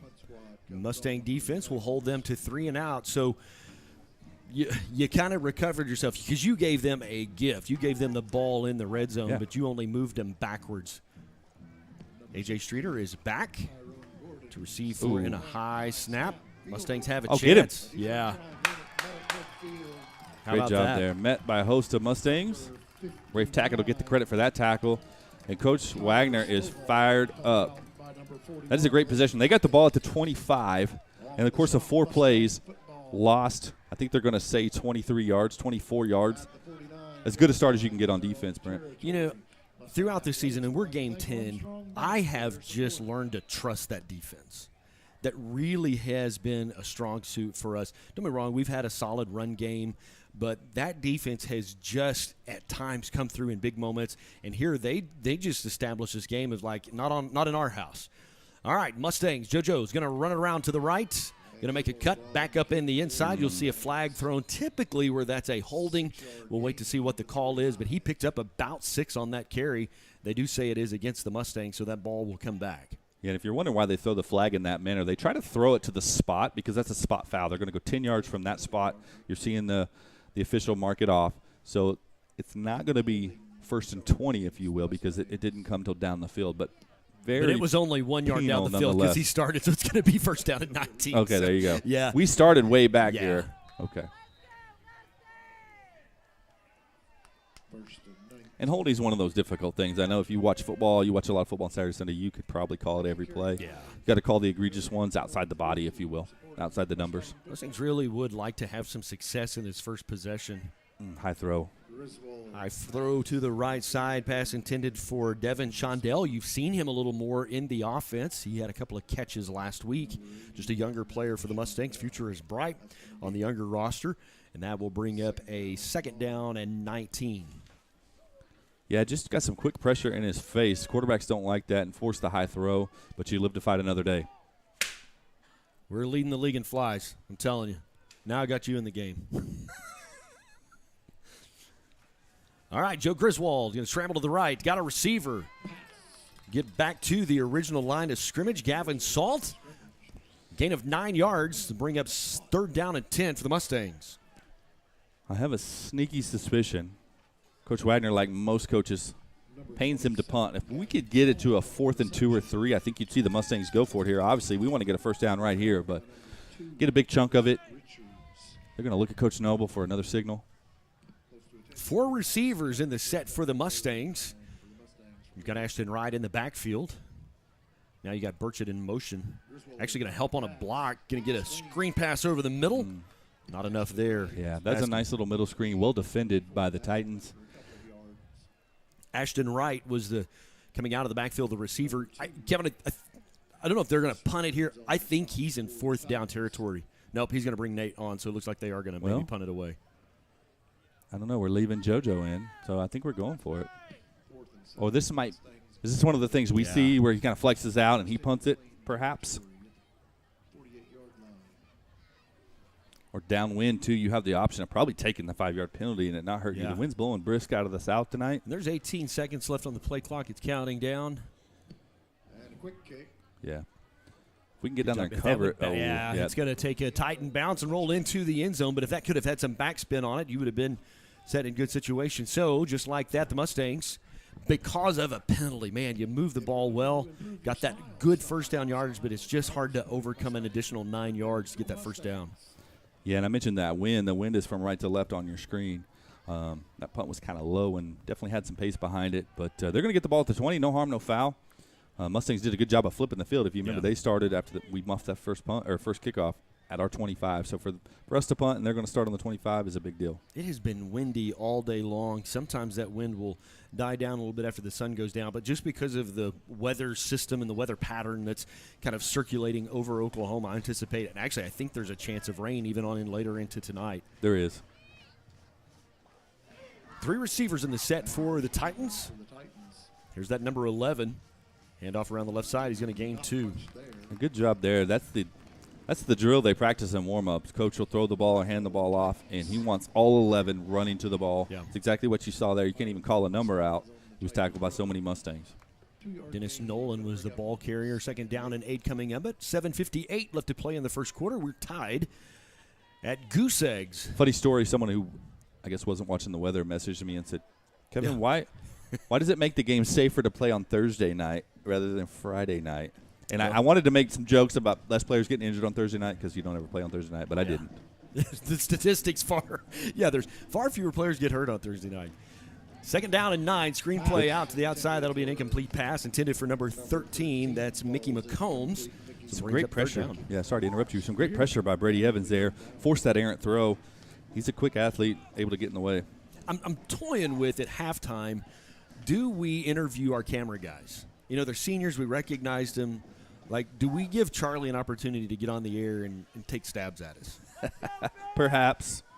He wouldn't do that. He just gave me the stink eye, too. Did he? He's like, I ain't talking on your microphone. Proud of these guys. They've been fun to hang out with for the last several years. Nothing like a suburban ride coming back from Wagner with Charlie and Brett. Yeah. Brad missed a game in 4 years, so pretty cool stuff. All right, 3 receivers to this side of the field. Running back stumbled a little bit in the backfield. He'll pay for it. Lose 3. Going to bring up 4th down situation. 4th and 11, I believe. Yeah, it looked like Rafe Tackett and Jaden Tanner initially on the contact and stayed with it. He broke that initial tackle. They stayed with it. Some great effort and some great hustle there. Number 11 is Dennis Nolan. These punts into the wind can be tricky for fielding, too, because you got to run up. AJ has some of the best hands around, but definitely something to watch and not as easy as he makes it look. AJ's pretty much at midfield. He's at the 48. He's at the Mustang 48-yard line. And so McClain's trying to get the right personnel in. There's 3 seconds left. They're either going to have to take a timeout or snap it. And they didn't get it off. Yep. That's going to be a 5-yard penalty. And I don't know if that hurts you much there, although you're putting into the wind. Yeah, if you were to have a mishap, like you had a little mishap snap, goes over your head. I mean, 5 Then yards, it's an 5 issue. yards is 5 yards into the wind. Yeah. I think every yard into the wind tonight is magnified. So, All right. 4th down, 16 coming up for the Titans with 6:45 left to play. And high snap. Fielded. The Mustangs, they're going to go after that. Yeah, they have to. At some point, they're going to go after that punt. I think you saw a little hesitation there. Obviously, if you don't know, if you run into the punter without touching the ball, it's a penalty. And if you do it egregiously enough, it can be a first down automatically. And we definitely didn't want to do that. We're going to get the ball inside the 40. But if they continue to have those kind of slow lob snaps, you're going to see the Mustang coaches dial something up to go get a block. I know we're high school football, but the punter for Oklahoma State last weekend against K-State got ran into, and like season-ending career. You know what I'm saying? Yeah, I heard that. That's a big deal. And so you're exposed, your legs extended. Yeah, they protect those punters. All right, 1st down at 10 coming up for the Mustangs. Burchett, handoff end around. Can't find a hole. He's going to cut it back to the middle. Going to pick up about 7. Good job there by Gavin Salt, number 27, playing that H-back. He continued his block for a good 10, 12 yards laterally down the line of scrimmage and enabled him to cut back and get some positive gain. Otherwise, that was going nowhere, so kudos to him. 2nd down and 5. The Mustangs are going to jump early. I believe that was Jackson Gill on that right side. And sometimes with the wind, you never know if it was we're supposed to go on 2, and maybe he went on 1. But sometimes in the win, it makes it important to really get after that call as a quarterback because it's hard to hear. So the yardage you gained on first down, you're going to give it back.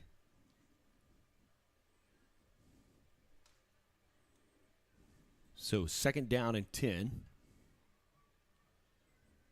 JoJo's going to put it on the ground, fall on it, going to lose 4 in the process.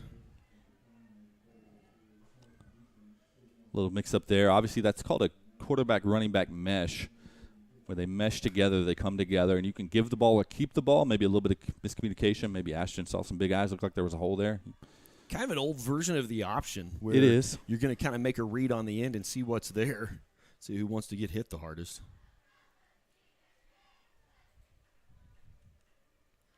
Again, Mustangs behind the chains. 3rd down, 15, 5:27 left to play in the first quarter. Screen pass, Braxton Moore.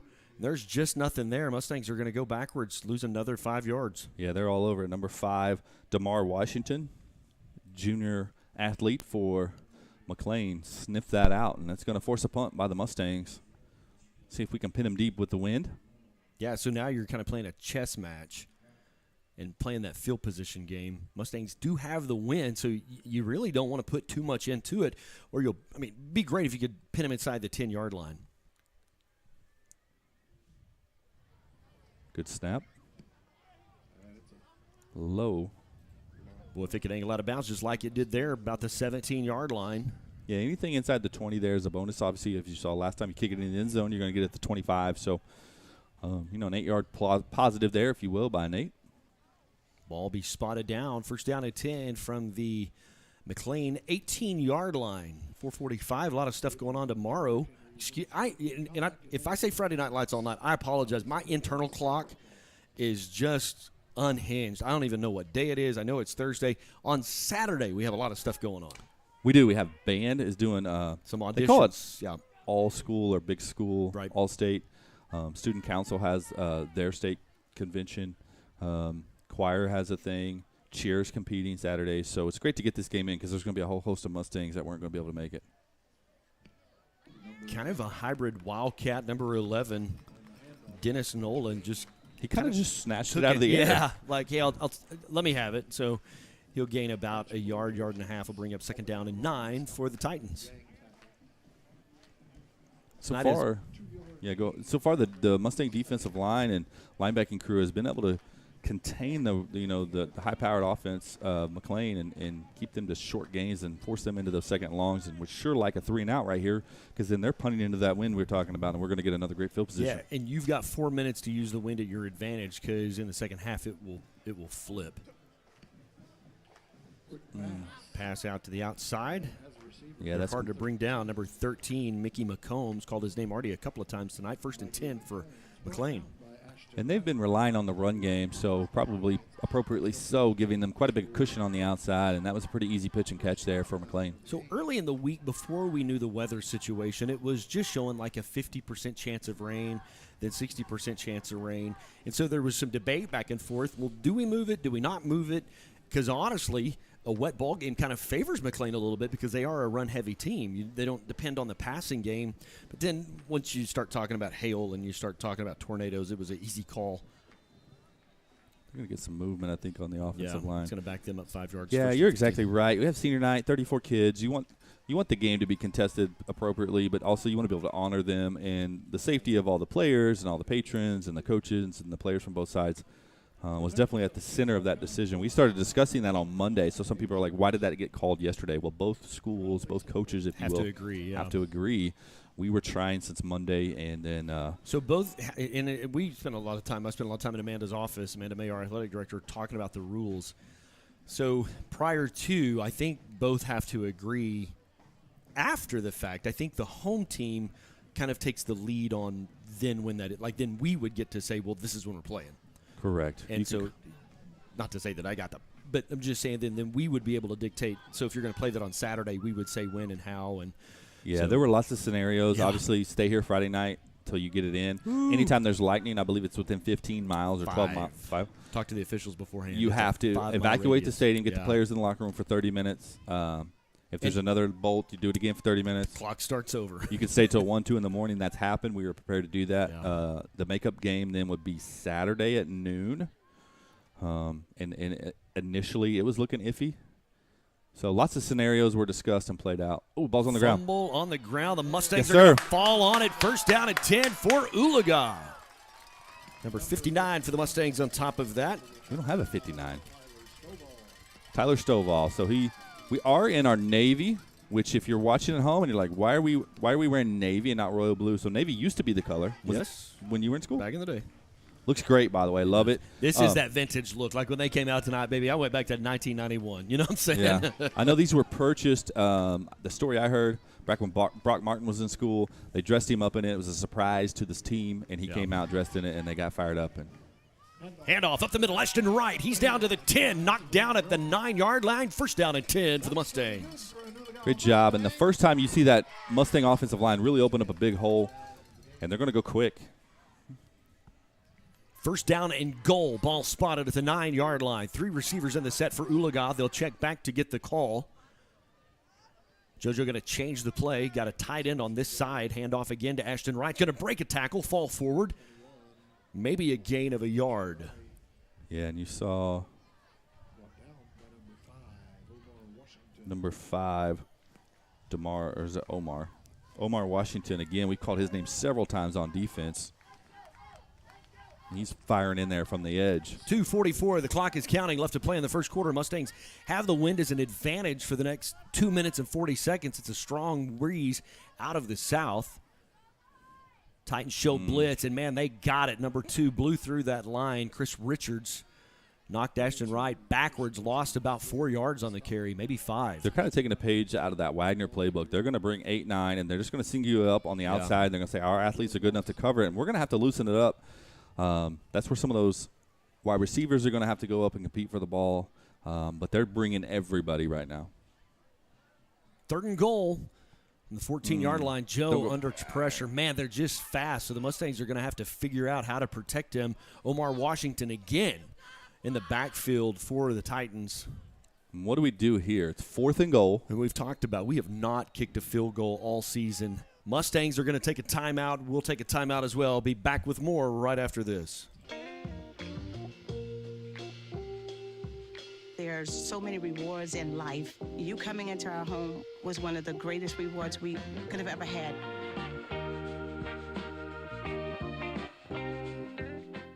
I'm Jenny Garth, and as a mother of 3, I know kids worry about a lot of things. Getting enough food to eat shouldn't be one of them. But here in America, that is a real worry for 1 in 5 children. This is unacceptable, and something Feeding America is working to solve. Through a nationwide network of food banks, Feeding America serves virtually every community in the United States, including yours. See how you can help your community. Visit feedingamerica.org. Together, we can solve hunger. Together, we're Feeding America.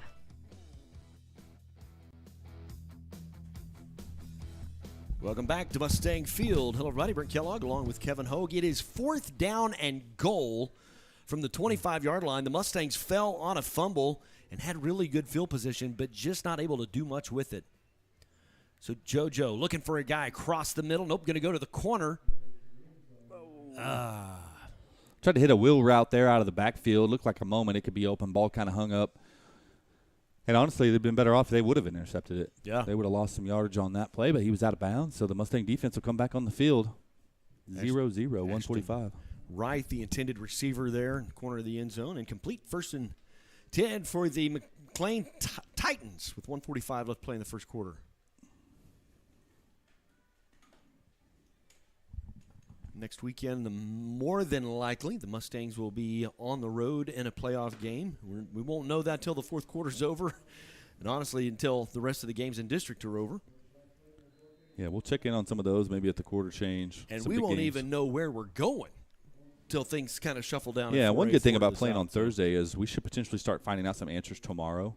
Obviously, we need to take care of things here first. Like I said, just win, baby, but I believe most of the teams in eastern Oklahoma were playing tonight. Hand off up the middle. Going to pick up about 3.5. Number 11, that's Dennis Nolan, the ball carrier. Yeah, and you mentioned district play. These are all district games in Week 10. They have to be played, and they have to be played by midnight Monday. Yep. So worst case for the coaching staff and for players is to play a game on Monday night and then turn around and play Friday playoff game. No one wants to do that. Yeah. Yeah, because for the coaching staff specifically, that weekend of evaluation and preparation to get you started for Monday morning is really important.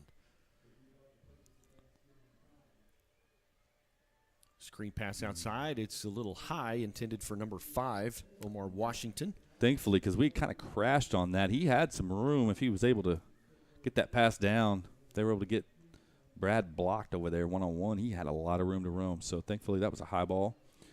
And again, it's third down. If we can stop them here and force a punt, they're punting into the wind. We're going to get great field position heading into the second quarter.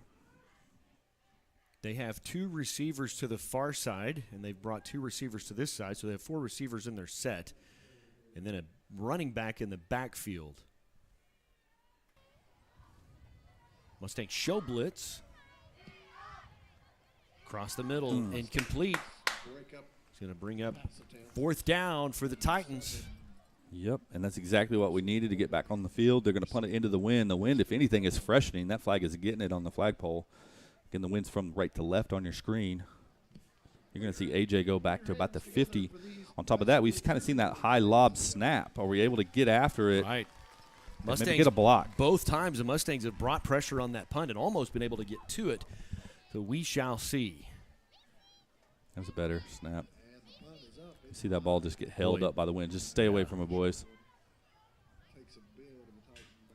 So it will stay on the McClain side of the field, about the 48, 49-yard line. The Mustang offense, I'll be honest with you, Kevin, I'd really like to see them do something here. They just have gone backwards, whether it's penalties or whether it's the McClain defense getting after them. They're going to have to open up that passing game because that's what McClain is begging you to do. And I think you're going to have to do it on early downs. Yeah. You saw on 3rd and 4th and obvious, they're bringing the house, and they're just faster than we are. We're not able currently to get them blocked up when they're bringing 6, 7, 8 guys. So I think passing when we want to instead of when we have to is going to be key. Ashton Wright's in the backfield. A.J. Streeter and Jackson Burchett to this side. Braxton Moore to the far side of the field. Griswold under pressure. Ooh. Pass was intended for Gavin Salt right there, and I saw 6 points going the other way. Whew. Yeah, if that he catches that, he's still gone. running. Fortunate there. They jump those short routes. And we're going to have to kind of harken back to maybe Claremore where we threw it up sometimes. Let your guy go compete. Let A.J. go compete one-on-one and win that ball. He can do those things. 2.7, 3.2 seconds. That's kind of the internal clock for a quarterback to have time. Handoff up the middle, Ashton Wright. He's going to fall forward for maybe 2 yards, and you're just not getting those early down yardage that you want, so now you leave yourself 3rd and long. Yeah, we could possibly not snap it here, but I think we'll snap it and take advantage of the wind one more play. Also, if you throw it here and it's incomplete, then you punt downwind. Yeah. So there's some positives to go ahead and getting the ball off right now. 4 wide. Shondell came in as a receiver for the Mustangs. He caught it but was out of bounds when he did so the clock will stop with 9.7 left. The Mustangs more than likely bring the punt team in. Man, we have just not been able to find any life in the offense tonight. They're bringing pressure in our offensive line, just fighting for their life, trying to give Joe that 3.2 seconds it takes to get a receiver open. And I think that he had some time there. I think that was maybe a result of some previous plays and some previous pressure. Feeling like he had to get rid of it. Oh. Come on, Nate. Oh.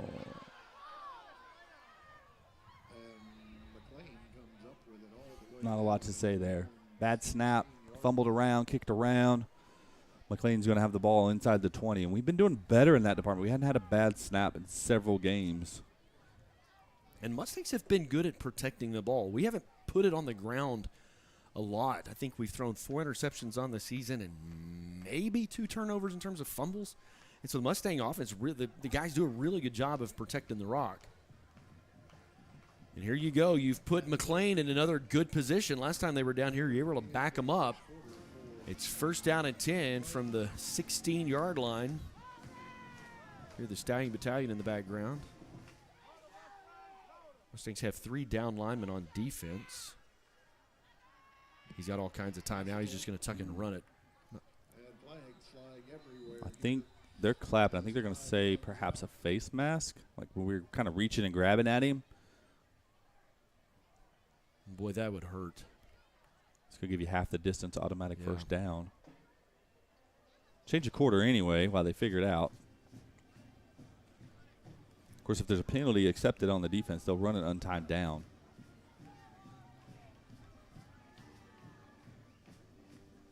Yeah, they're telling them to hold up. They'll run an untimed down here since that happened at the end of the quarter, and it's on the defense. It is a face mask against the Mustangs. Well, talked about this the other night on the Blitz with Grant and Randy in the Oklahoma post-game prep show. Little Andy Griffith trivia for you. Barney Fife had a gun. How many bullets was Barney allowed to carry? 1 in his pocket. You know why? He's afraid Barney's going to shoot himself. You just keep shooting yourself in the foot till we just keep being Barney Fife tonight and just shooting ourselves. You have put them first down and goal from the 8-yard line, and they get an untimed down here. They do have 5 seconds to get that off because there's a play clock. Quarterback under pressure. He's just going to throw it away. Great pressure there by Stovall. Relentless. And that'll flip the quarter. We're going to take a quick timeout as well. Be back with the second quarter right after this. Jason, let's go see your room.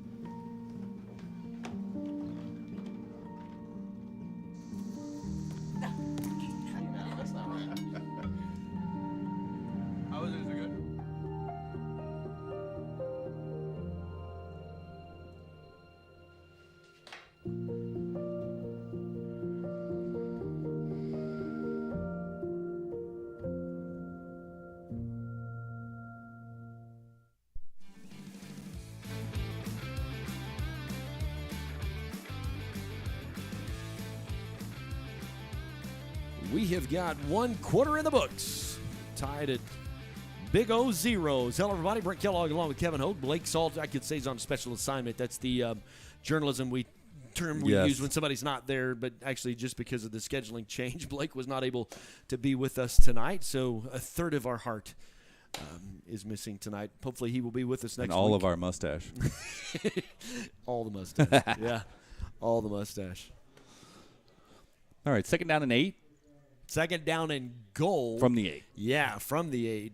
Just kind of paint the picture for where the Titans are. Had a lot going on before the game. Didn't get to really see them warm up and do their special teams. Don't know what kind of kicking game they have. Would they kick a field goal? I don't know. Probably 4-down territory, I'm guessing.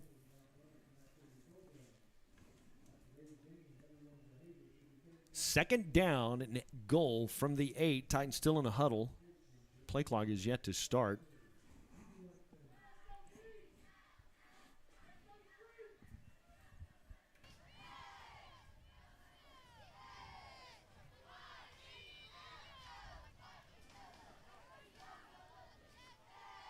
So they're going to realign some things. 2 receivers to the far side. Under pressure. Yep. He was in. Touchdown. Tulsa McClain. Man, you haven't been able to control the game because you haven't been able to get first downs. And so McClain, with 6 seconds ticked off the second quarter, they will strike first and get in the end zone. Really on a gift. You weren't able to get the punt away. Man, execution at every level from special teams, offense, defense, and so just kind of as bad special teams play really set them up for that. You just gave them a gift. Yeah.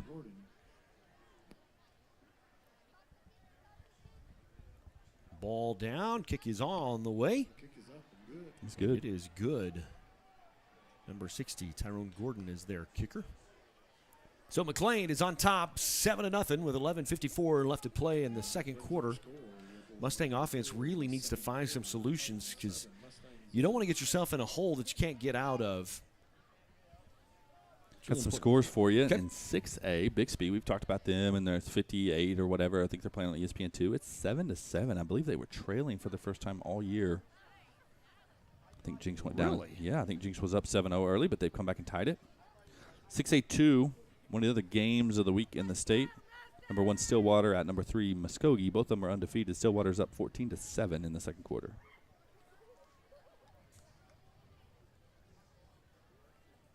All right. Titans are set to kick it away. They have the win. They squibbed it to start the game. Be anxious to see what they do downwind. Similar. Hoisington got a seam. Going to be brought down at the 41-yard line. Really good field position. First down and 10 for the Mustang offense. Yeah, and we need something to go right. How about this score? We got to witness it last week. 2 minutes remaining in the first quarter. Cushing is visiting the Skiatook Bulldogs, and they are currently leading 35-0 in the first quarter, and they are just that's deja vu. A juggernaut. That's deja vu. No score out of Hilldale Fort Gibson. That's a game of note, with Hilldale currently tied for first in the other league. Poto up 15-0. Didn't see a broken bow score, so. Handoff up the middle. Not much there. Gain of a yard. Second down 9 coming up for the Mustangs. Ashton Wright, the ball carrier. And perhaps not everything will be decided tonight. Broken Bow and Ada are playing tomorrow in Broken Bow. That travel probably had something to do with that game not getting canceled. But you know what? What's funny is because one of the meteorologists I was following on social media talked about how that front had kind of shifted, and they were we were actually practicing snapping the ball down on the sideline a minute ago, and it was not good. Well, our starting center is not in the game, so we have some guys that are shifting and playing some roles they're not normally used to, and that's a result. I think Cooper Robinson is throwing the snaps right now, and so a high snap over JoJo will result in a big loss. About a 15-yard loss for the Mustangs, so it's going to bring up third down and 25.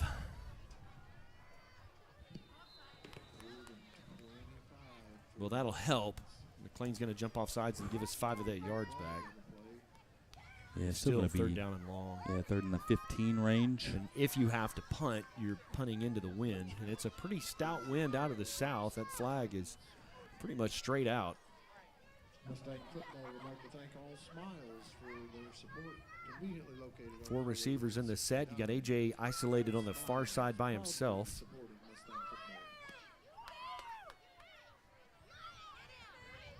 Oh, Green just batted down right at the line by Tana Benton. Yep, just jumped up, showed some athleticism for the big man, knocked it down, tried to hit that middle screen again. We had 3 wides to the near side, try to get some commotion going on out here, some eye candy, as you like to say.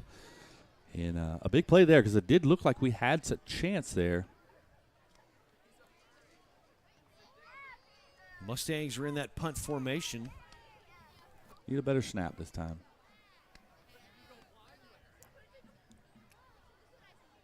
Oh. once again. Just another bad snap over his head. And we're just giving it right now. I've already used my Barney Fife illustration, haven't I? Yeah. About shooting yourself in the foot. Just punched in the gut right now. The Mustangs need some Mustang magic. Dare I say, we need a turnover right now to get some emotion and get some things going in the right way. So just an unfortunate turn of events. They now have the ball, first down and goal. At Back-to-back the 6-yard possessions. line. They've started inside. Now you're fixing to be in a hole. You need some of that Mustang magic just to get out of this. First and goal from the 6-yard line.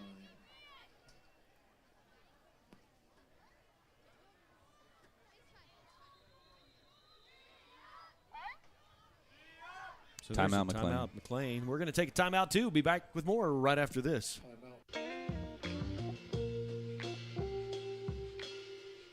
After you joined our family, it was like, I really do feel complete now.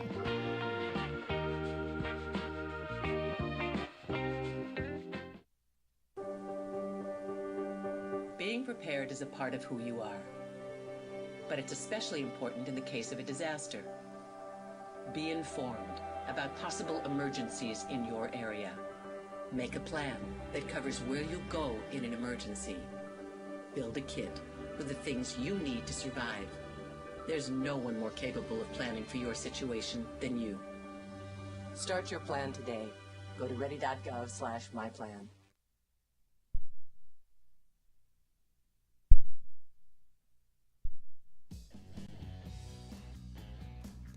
Welcome back to Mustang Stadium. Coming out of a timeout, they're going to throw across the middle on one play and put it in the end zone. Just like that, you're down 2 scores.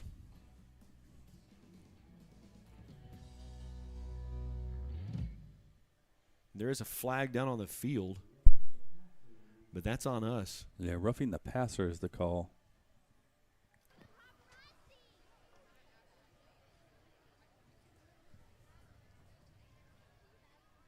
So touchdown remains good.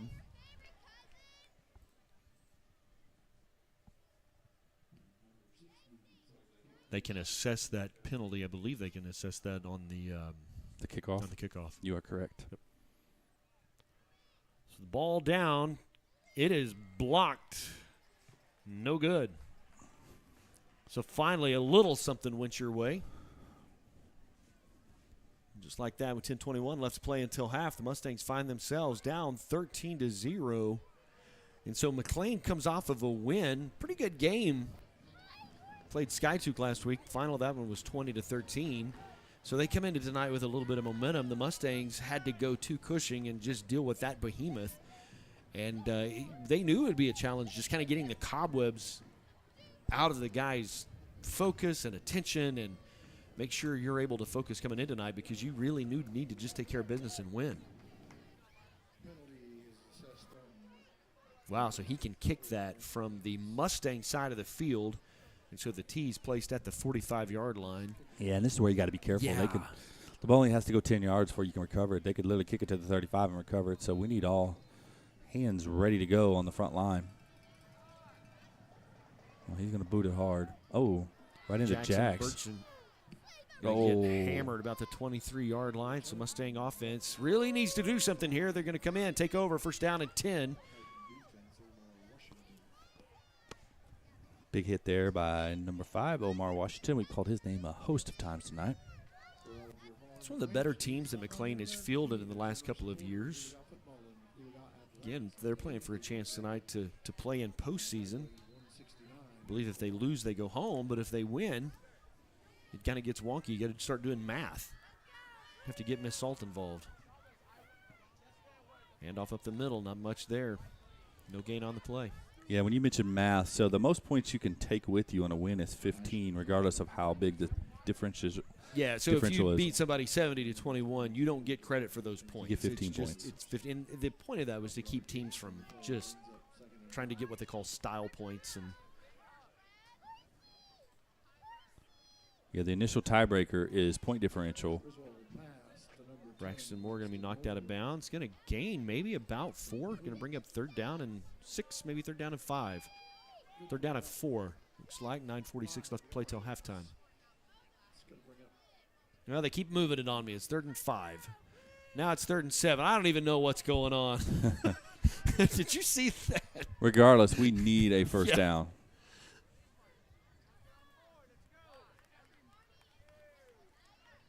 Just not a lot of life on the Mustang sideline and the Mustang stands. Going to hand it to Ashton Wright. Man, if he could break that tackle, he might have had a chance, but he'll go backwards, loss of a yard. Yeah, drug down behind the line of scrimmage, and we're going to have to punt, and that has been a challenge, to say the least, just with the snap and over the head, and can ill afford another one right now. I would guess Nate's going to back up a yard or 2. Looks like he's a little bit further back than what he would normally be.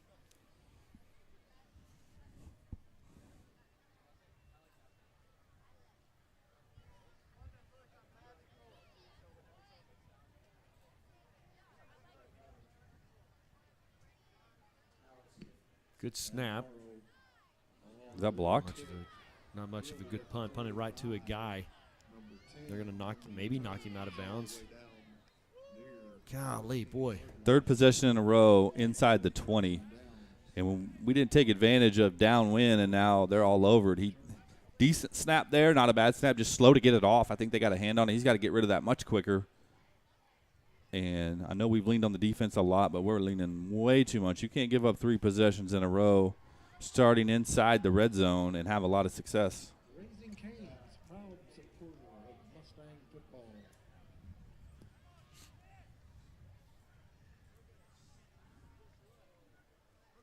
Mustangs trail 13-0. The Titans are in striking distance again. First down and 10. Ball at the 16-yard line. School board says 15. Low snap. They're going to say his knee went down to get the ball. They were going to run a reverse. Nonetheless, we'll take a negative 5 yards there. They were setting up the reverse, though. With the low snap, they're saying he went down to a knee to pick up the snap. And in high school football, if your knee touches the ground, the play is over.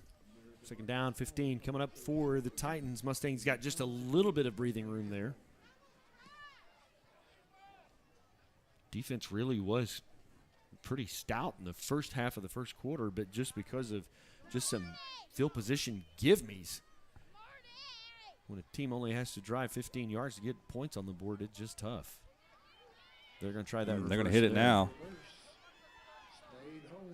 Yeah, he's going to lose 2. A good job there by Ty Cherry playing his position. You get caught sometimes looking in the backfield, wanting to chase that down from behind. And if you get sucked up into the middle of the field, he's running still. He's going to score there. So great job there by Ty Cherry, able to set the edge and turn that back inside. Loss of 2, third down, 17. We do have an injured player down on the field. It's kind of an official's timeout. And he's up and going to limp off under his own power. Number 13 for the Titans is Mickey McCombs, and he's been a big playmaker for them tonight. We hope he's okay. Mustang football would like to thank Neely Insurance and Financial Services for their support of Mustang football. Mustang Athletics would like to thank our great list of folks that help make a lot of stuff happen around here. There's a lot of banners hung around the field and hanging in the gym, and just our community partners that help make this happen. Oologah was a thing. Thank you for bringing that up. Oologah was amazing. They're estimating over 3,000 people downtown. 2 hours of just people and booths, and really well supported by all the businesses. I want to shout out to them. If you had a kid wanting to come get some candy or some food and have a good time, play some games, downtown Oologah, Cooey Scooey was the place to be. Yeah. Saw some. We kind of show pictures from stuff going on in the community before the broadcast starts. Just make sure our stream's up and running. Put some Oologah pictures in there. Looked like just a great time was had by all. It was a blast. Third down. Just throwing it up. Over the oof. Man, Ashton Wright had an opportunity to kind of put that one in his hands and didn't, so it'll bring up fourth down 17. I would assume they would go for it, although they've got a pretty good kicker. They might try to add 3. But I don't see him coming in. We're going to put an extra defensive back in the game, and this would be a huge momentum shift. If you could stop them or here, at least give us a shot in the arm, giving them the ball inside the 20 again. If we could force them to go 4 and out, if you will, not pick up any points, maybe we can go score before half. 4 receivers in this set. Mustangs show blitz. Pass complete on the left side to number 11, but it's not enough for a first down. Yeah, Ty Cherry hit him immediately, gained maybe a yard. Yeah. The Mustang defense is holding us in. Offense hasn't really moved the ball. Special teams with some snafus, with some snaps. And the Mustang defense is keeping us in it. We got to find a way. Coach Snow's got to dial up something here, get some points on the board, go into halftime, regroup perhaps, maybe 13-7. And come out second half, play Mustang football. 7:51 left to play until halftime. Coming to halftime is special treat. It's once a year we do a thing called Mass Band, and we bring some of the middle school band students. They march with the Stallion Battalion, and excited to show you that. Our cheerleaders will perform as well. That's not good. They're going to call timeout. That's okay. Okay, well, I'll take that. So we're going to That's our last timeout, too. We'll take a timeout as well. Be back with more right after this.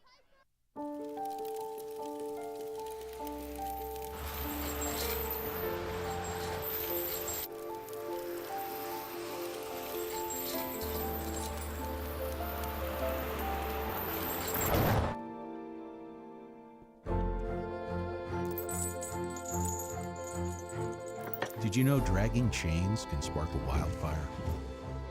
Only you can prevent wildfires.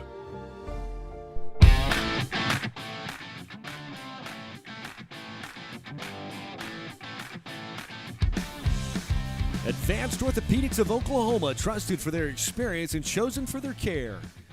Raising Cane's, a popular chicken finger brand with a focus on community involvement of our great sponsors that help support Mustang athletics. First down and 10 coming up for this Mustang offense. And Kevin, they're in a must-need situation even just to get a first down. Those have been hard to come by for Oologah tonight. So you're in a situation here you'd like to move the chains. Joe, not a lot there, going to run forward. Looks like he's going to pick up maybe 2. So it'll bring up second down, maybe 7. Going to bring in an H-back for second down. Yeah, got to find a way to sustain a drive. Give your defense a break. Yeah. But also put a little threat in the air of scoring tonight here. Hand off again around the left side. Nothing there. He's going to lose 4 yards on the play. Now you're back behind the chains. Third down and 11 coming up. Yeah, and unfortunately, when you rely on the run game as much as we do, if it's not working, it looks like this. It can look discombobulated. So Salt will come out. They'll bring another wide out. That's Davin Shondell that'll come in for the Mustangs. So you've got A.J. and Jackson Burchett to the far side, Shondell and Braxton Moore to our side of the field.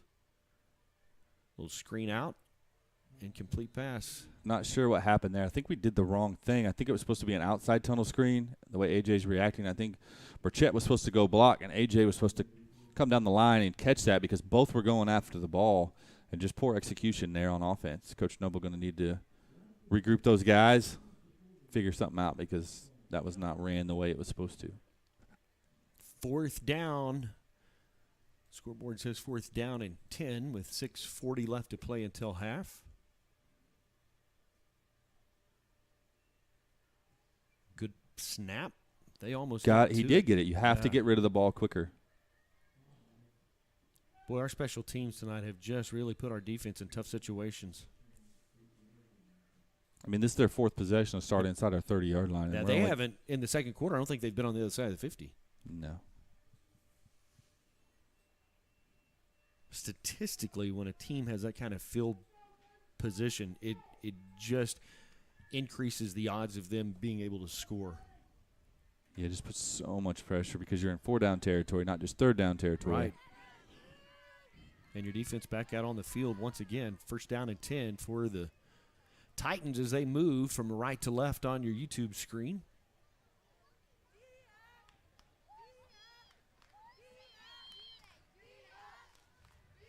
Three receivers in the set. Shotgun snap, screen pass to the right. Knock him out of bounds, but after he gets 9. Yeah, they're going to say first. No. There's a flag. I think they're going to get a hold. Yeah, they're saying hold up around the collar. Should take it back. Holding on the McClain Titans. That'll back them up 10 yards from the spot of that foul. So it'll be first down because you don't lose down on that, but it'll be first down and looks like maybe about 16, 17 yards to go. Yeah, they're going to say that was about 3 or 4 yards. Oh, no. Okay, there you go. Yep. Down the line of scrimmage, so.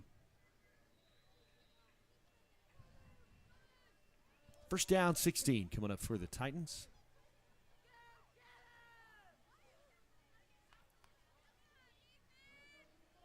Three receivers coming to this side of the field. High snap, going to call it dead. They're going to call a false start. So McClain doing Mustangs a favor tonight. They're backing up another 5 yards.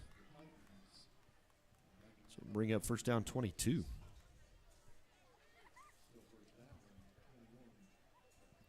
Check some scores coming up for you. Most everybody in eastern Oklahoma, northeast Oklahoma at least, is playing their games tonight just because of the forecast that's tomorrow. Grant and Randy are doing the Oklahoma Sports Preps postgame show tonight on 1170 The Blitz. They're actually doing that tonight because so many of the schools are playing tonight. We do a segment with them about 10:30 on the 1170 AM on your sports dial on The Blitz.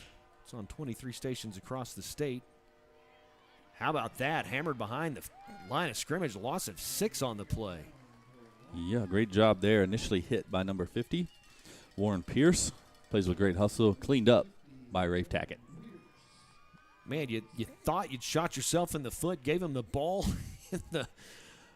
almost in the red zone again, but now they're back at the 45-yard line, so they have just progressed backwards. And it's only second down. Feels like we've played 7 so far.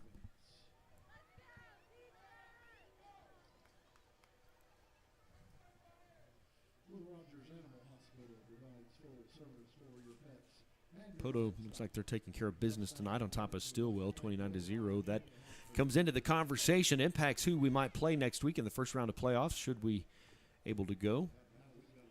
They've got to delay a game. They're going to back up another 5 yards. We're getting into rarefied air here. This is 10, 32, Yeah. second and 32. Got to be careful not to get a penalty here. Penalty on defense would be an automatic first down. Well, and don't just let anything behind you, too. They're going to catch him behind the line of scrimmage and drop him for another 4 yards. They're on the other side of the field. This drive started. Great job by Rafe Taggart. I want to point him out. We called his name a few times tonight. He's been playing with great effort tonight and was able to get off his block and get a sack. We're too far. I'm going to have to rely on the scoreboard to tell me where we're at now. Yeah. 36. Where's Miss Conley when you need her to help us with the math? 3rd and 36.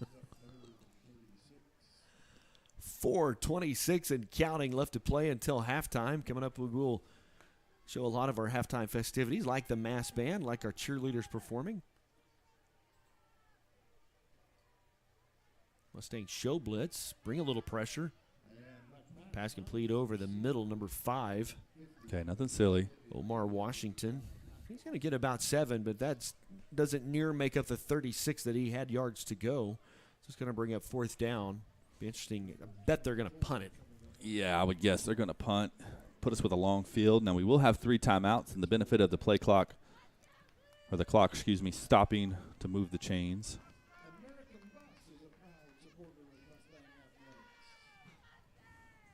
I believe Tyrone Gordon is in to do the punting duties for the Titans.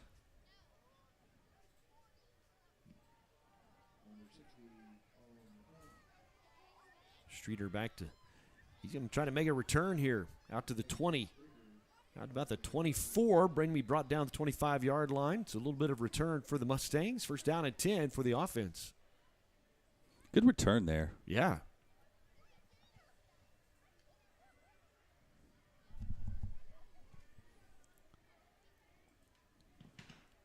Got to get something dialed up, get something going here. Need to get a chunk play, get the crowd going, get some emotion.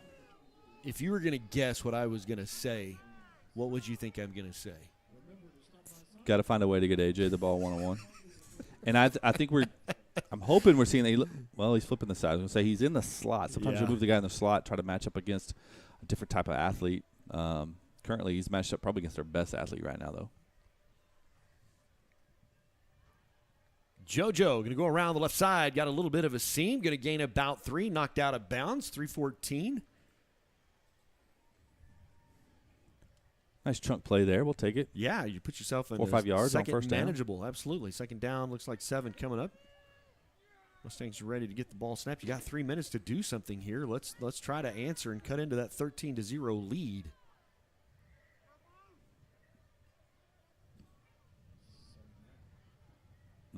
Yeah, that defense was just there waiting on them. He did good to get 3 or 4 yards of them kind of dragging him forward. I think if kind of looked like he was telling Joe, no. Yeah, they're coming. They're right behind you. Loss of 2 brings up 3rd down and 8.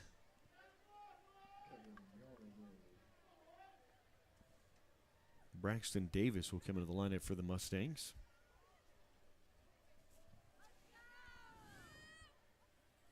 Maybe see him on an out and up here. The safety kind of looking downhill. Now they're going to put him in motion. Running for his life. Man, we just cannot Complete those passes over the middle. It's intended for Ashton Wright. Incomplete. 4th down and long. Here comes that punt team again. Boy, they've been on the field way too many times tonight, and we've had some mistakes that have been costly. Both of the scores that McClain put on the board came from just inerrant snaps and mismanagement of the special teams. Yeah, really, they've struggled to move the ball as well. Our defense has done a good job. They've only scored when they've gotten the ball inside the red zone off the jump. Dangerous here with 2:10 remaining. Basketball starting some of their good punt from Nate. Kind of flip the field, get it on the other side of the 50-yard line. It's going to take a Mustang bounce, roll down to the 46-yard line. So finally you give yourself a little bit of breathing room with 1:59 left to play until half. Mustangs defense comes back out, and they've had their moments where they have stood tall when they were handed a 50-plus yard field. They were able to get the job done. Basketball is starting to fire up and get underway a little bit. Yeah, junior high starts next week. Yeah. I think the first varsity game is November 29th, if my memory serves me well. It's a home game. But that'll be here before you know it. It's kind of crazy to think that it's already the first week of November. Time changes this weekend. Ooh, fall backwards. I kind of hate the fall backwards, but as a principal, I kind of hate that it's so dark. Yeah. When all the buses are unloaded, buses are picking up. It was really dark this morning. Definitely like the energy the sun gives you in the morning. Right there, right up the middle. Quarterback will lose 3 yards. Looked like he was wanting to hand that off. There was no one there, so. I believe Tyler Stovall got in on the tackle on that.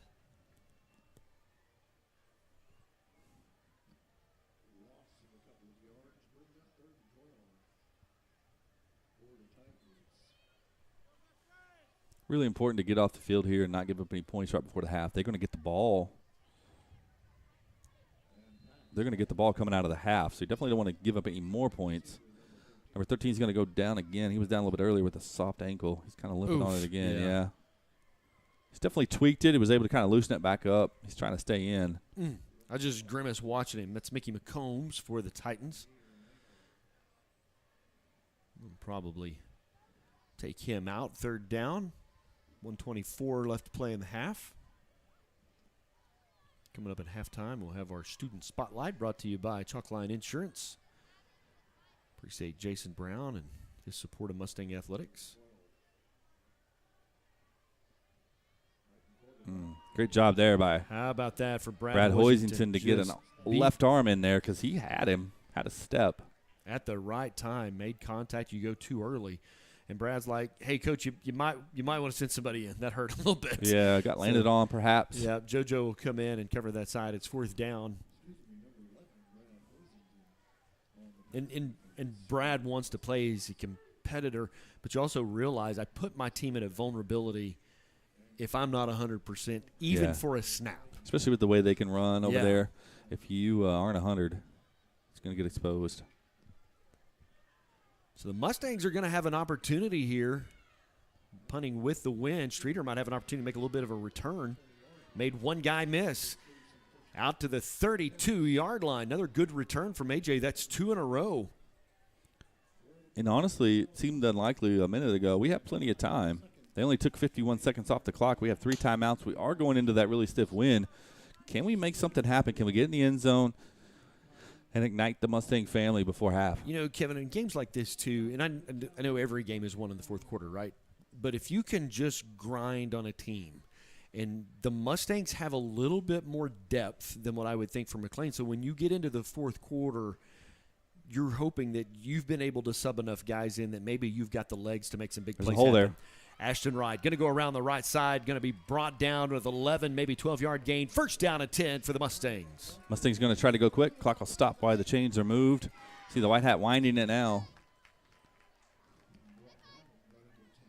1 minute to go. Hand off again up the left side. Great job. We're going to get a timeout there. Sometimes we're going to take a timeout as well. We'll be back with more right after this. Hey guys, it's me, Isabella Gomez, filling in for Smokey Bear because he's got more to say than just... Only you can prevent wildfires. Like, if you're outside enjoying a barbecue, don't let a hamburger distract you from fire safety. Make sure you aren't dumping your hot coals or ashes onto the ground because that could start a wildfire. So take wildfire prevention seriously and let's save the world one day at a time. Juntos con Smokey Bear, podemos hacerlo. Go to smokeybear.com to learn more about wildfire prevention.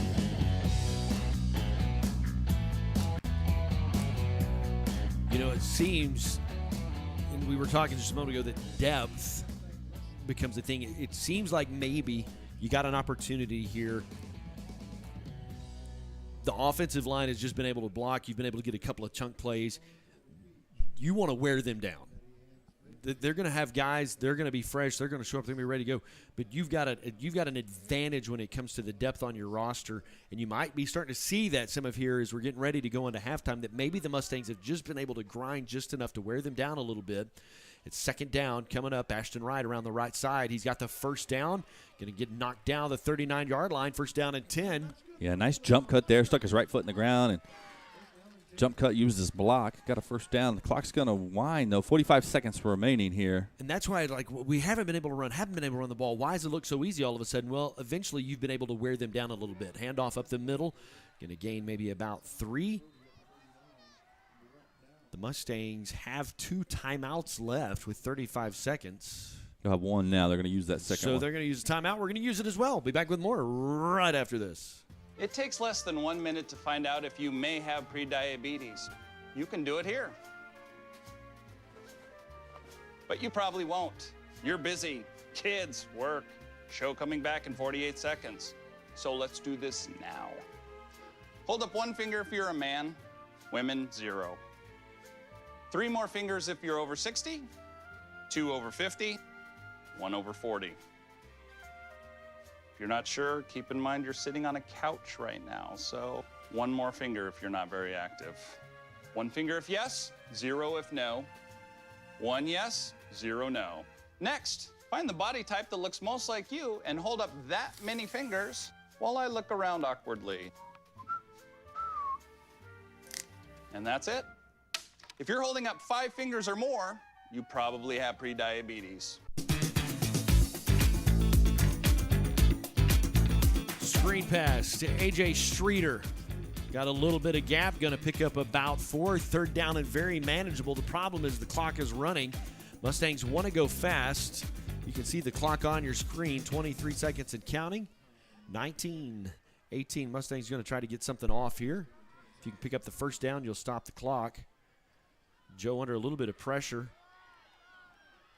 Going to throw it away. He's got to. Yes, sir. He did. Braxton Moore, pass complete. First down and goal from the 8. Lots of things going on there. Good job after initial pressure to elude that. Good job by the offensive line. Good job by Joseph Griswold realizing where that line of scrimmage was and not crossing it. And then toe tap there by, who was that? Braxton Moore. Yeah, great toe tap there by Braxton Moore realizing where he was. He got both feet in. That was a good catch in the NFL. I think we're going to try 1 stab at the end zone here. With 5.9 seconds, Mustangs would like to get 6 here. Joe being chased from behind. Oh, got to get down and call timeout. We're not going to get it off. Yep, you had your opportunity. You had your chances. Joe basically had to run. He should have just fell and let Wagner call a timeout. So the Mustangs going at half. First half didn't go like you hoped it would. They are down 13-0. Going to take a quick timeout. We'll set up the rest of the Mustang halftime show.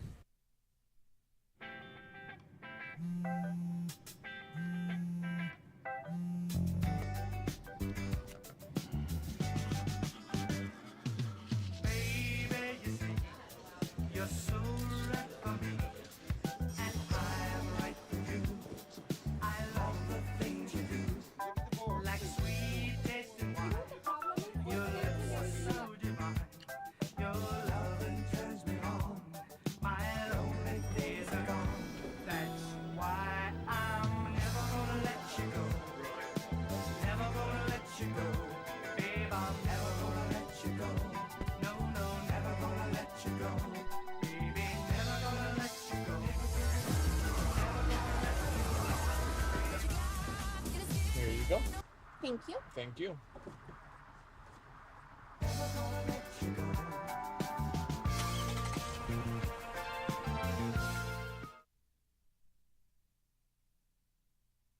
welcome back to Mustang Stadium. Got our cheerleaders out on the field getting ready for them to do their performance, having a technical issue in the booth that I may or may not be responsible for. I'm going to plead the fifth on that. So we're going to take the field mic so you can enjoy this.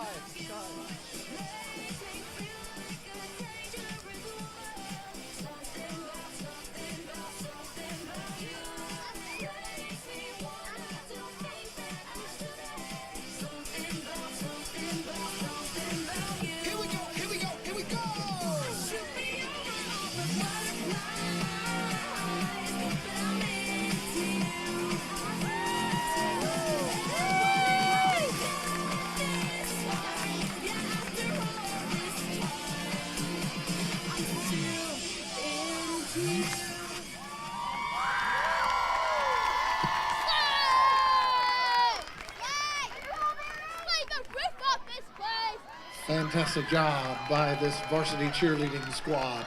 Don't forget that Saturday they'll be performing at 2:45 at Crossings Christian. Awesome performance there by the Mustang cheerleaders. Kevin, let's talk a little bit about stats. The Mustangs are able to only squeak out 4 first downs in the first half. But what's interesting to that is McClain only had 2 first downs. That tells you the gift of field position that we gave them in the first half. Really no excuse for that. Just bad snaps and special teams led to, I think they had 4 possessions inside the 30 and 2 that started inside the red zone, and they were able to turn those 2 into touchdowns. We did block an extra point. But really, both defenses dominating at the moment. Just that field position, Brent, this is not gifted them. Fair.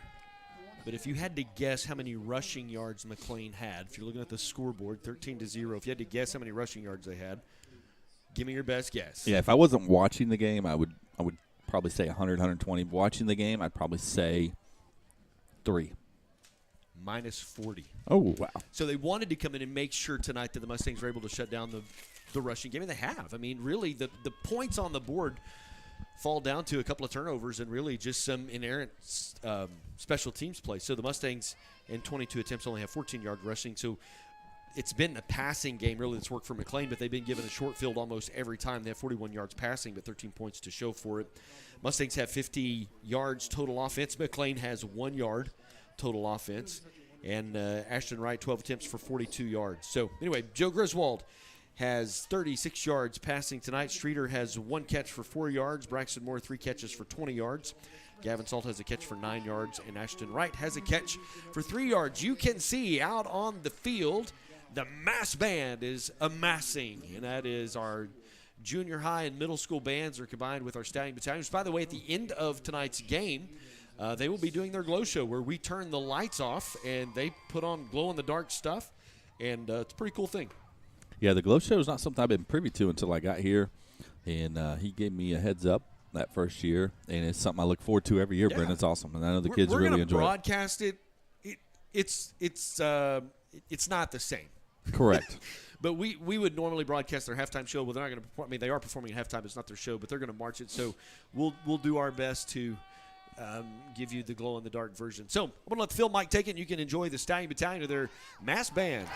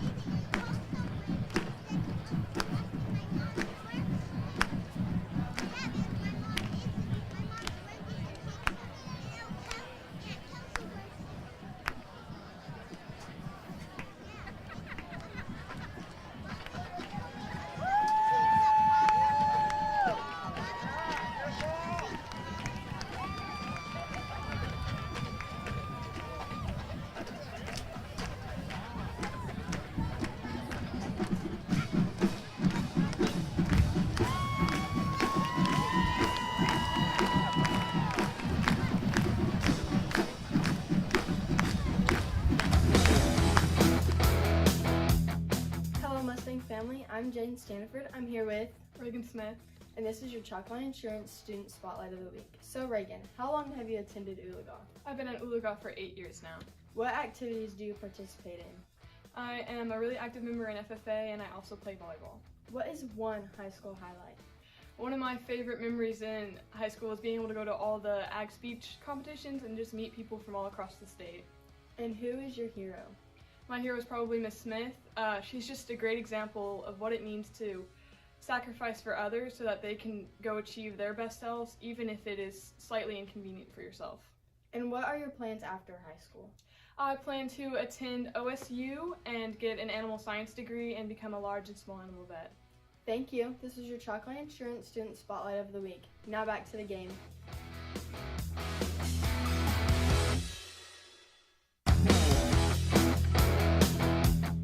Hello Mustang family, I'm Jane Stanford. I'm here with Reagan Smith, and this is your Chalkline Insurance Student Spotlight of the Week. So Reagan, how long have you attended Oologah? Let Advanced Homes build your next dream home. At Advanced Homes, we embrace your individual style and work hard to design a home that's perfect for you and your family. Our team has an expert ability to take your individual ideas and build the blueprints that will become your dream home, built just for you. We don't just build houses, we help you build the home you've always dreamed of. From the simple to the lavish, we've done it all, and we can help you every step of the way. Visit our website, advancedhbi.com, or call us today, 918-855-6597. Advanced Homes, building your dreams.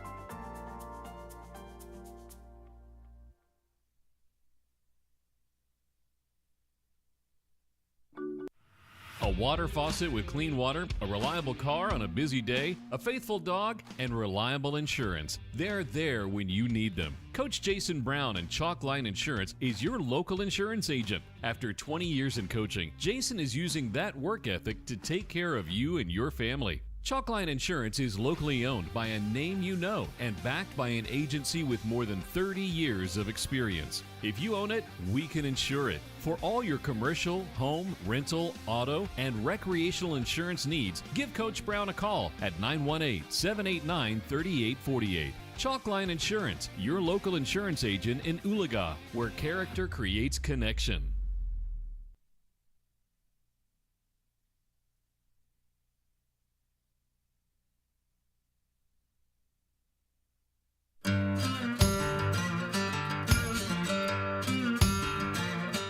Mustang family, like most schools across the state, we are in need of more bus drivers, whether you're a full-time bus driver or just a part-time bus driver. If you're interested, you can contact Jeff Cluck at the number below, and he will give you the details on how to get certified to drive a bus. Also, bus drivers, their starting rate of pay is $19.20.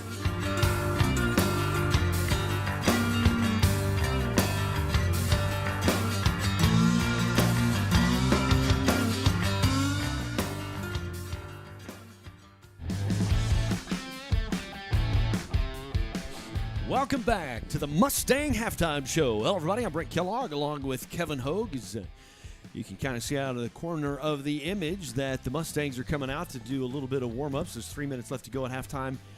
By this point in season, a lot of times you don't see marching band marching shows. Of course, halfway through the season you do, because marching bands are competing as well. Our band will actually be performing at the end of tonight's ball game with the Glow Show, and we'll carry that in its entirety. Just witnessed our mass bands. A lot of fun. The future is bright among the Oologah Band program, coming off a state championship jazz ensemble. They feel really good about this year's jazz band as well, because a lot of that talent came back. Some of those kids will be auditioning for all-school all-state last weekend, and boy, I'm going to get myself in trouble trying to remember this, but they went, and there's such thing as a small school all-state where you're not competing with the 5 and 6A kids, and so it's 4A and down. And man, we had can I use the word slew? Yes. We had a slew of kids that secured spots in the all-state band, and then tomorrow some of them will audition for the all-school, and some of them will make it. We have got a couple of saxophone players that literally are the best in the state, and it's been fun to watch them and see them progress.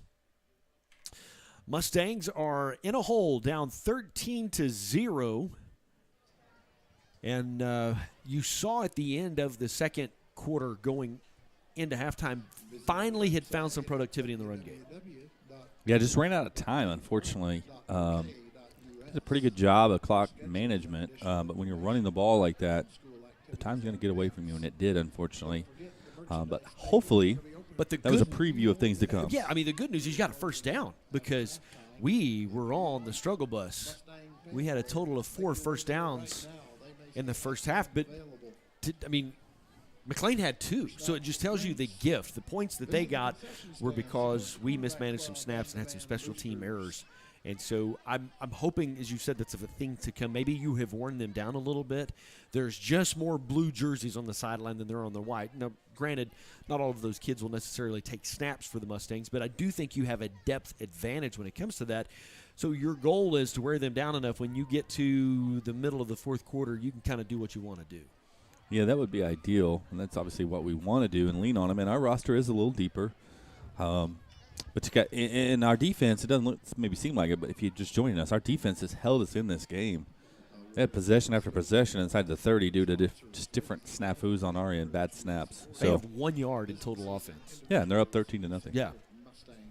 Kind of incredible. Yeah, so their touchdowns really came off of passes. But we have been able to stop them on the rush game. So they have 41 passing yards. They have minus 40 yards in the rush game. So our defense really has kind of been able to pin their ears back and get at them. So there's 13 seconds clicking off here as Tulsa McClain will kind of finish their stretching.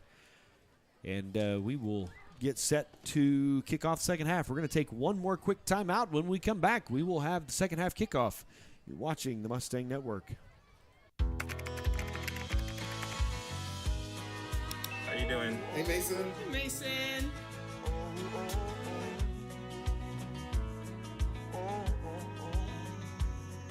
Thank you.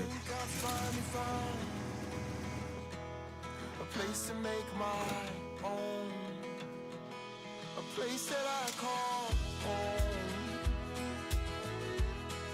this place that I call home. I tell my son, I love you every single day. Now, my dad has never said that to me. Not because he doesn't love me, but because culturally it wasn't comfortable for him. Now that he's a grandfather, he says, I love you to my son every time he sees him. My advice to all the fathers out there, forget the cultural restrictions. They grow up way too fast for you to waste even a single precious moment.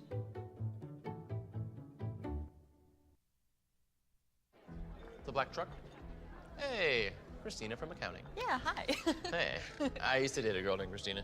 Oh, really? Yeah, and then she dumped me for my best friend. You want to see some photos of them that I took? I don't.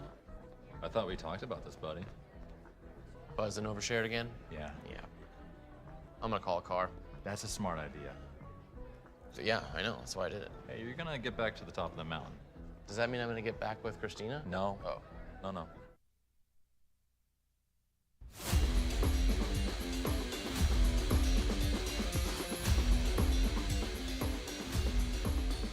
Welcome back to Mustang Fields. We're wrapping up the Mustang halftime show.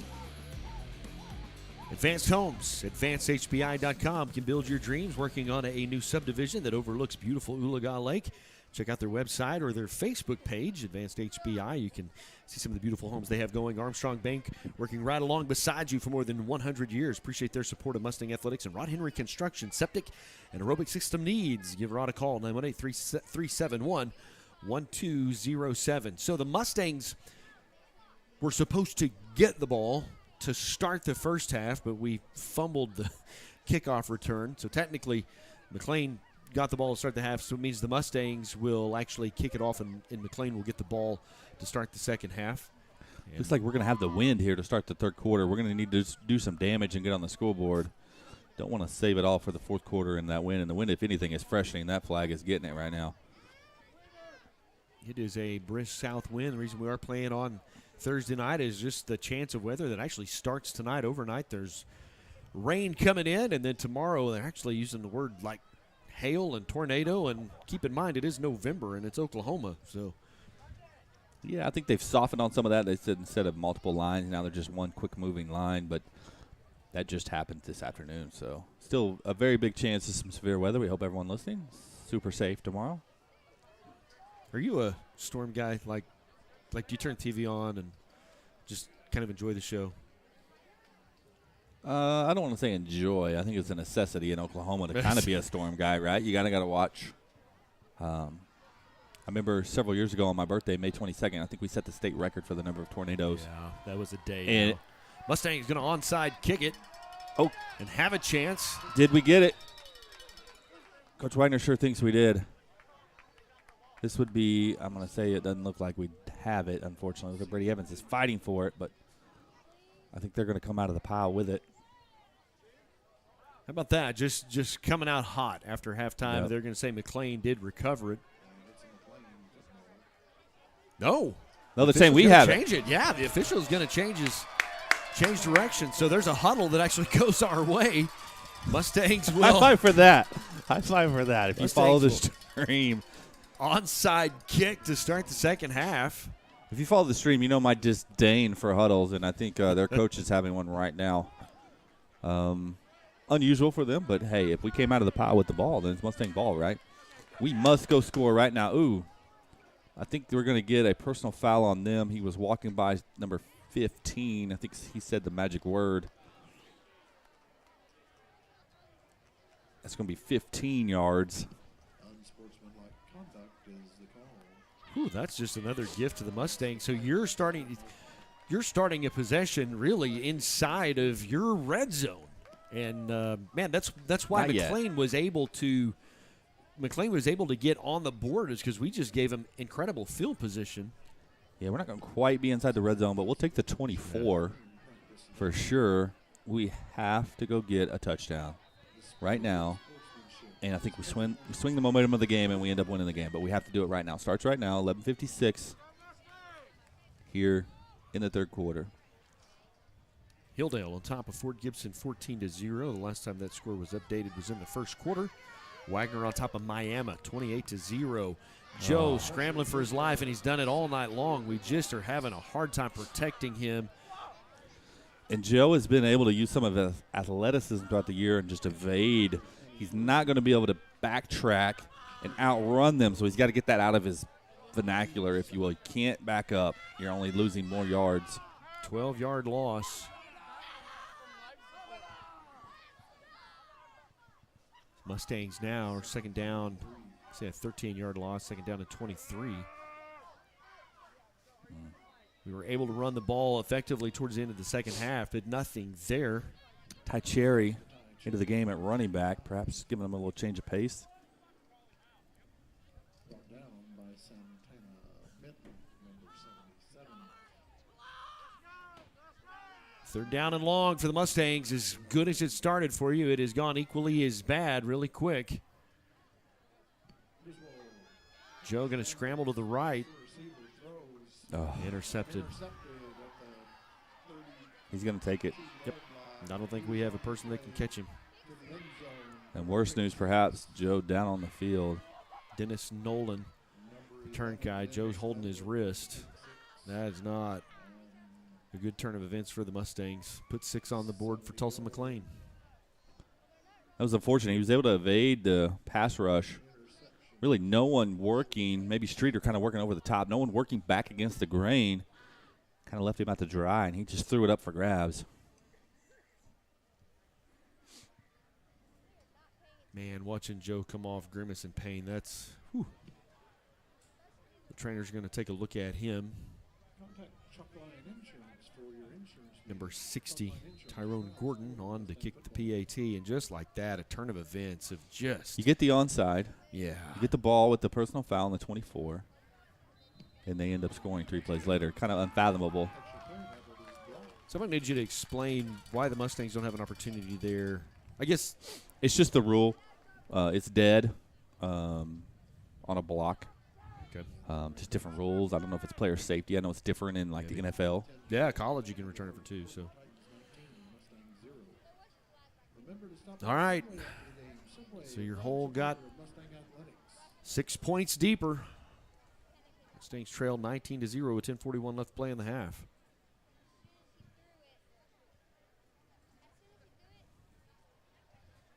Mustangs need a spark. And so looks like more than likely Brad will start this possession while they're still working on. Coach Wagner going down to check on JoJo. Got the trainer looking at him. They're looking at his wrist, perhaps up into his arm. You know a good doctor? I do. That's a long way from the foot. It's his left hand or left wrist or left arm. I'm not sure. Not sure that helps any at all. Looks like to be in quite some pain. Pooch kick it down the left side. Jackson Burchett going to get a seam, get out to the 46-yard line. So good field position for the Mustangs. Hopefully they can do something with it. Just feels like we've gone backwards for most of the night. Yeah, Brad's going to take the snap. Don't want to guess again. It's something to do with the left hand, left wrist of JoJo. He's a warrior. He's a tough kid.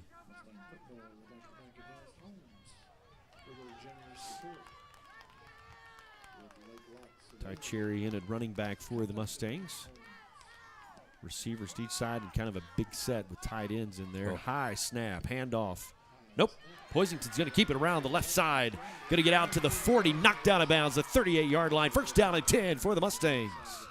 Turned something out of nothing. Definitely wanted to hand that ball off, but the high snap butchered that timing, and you're taught at that point just to pull and go.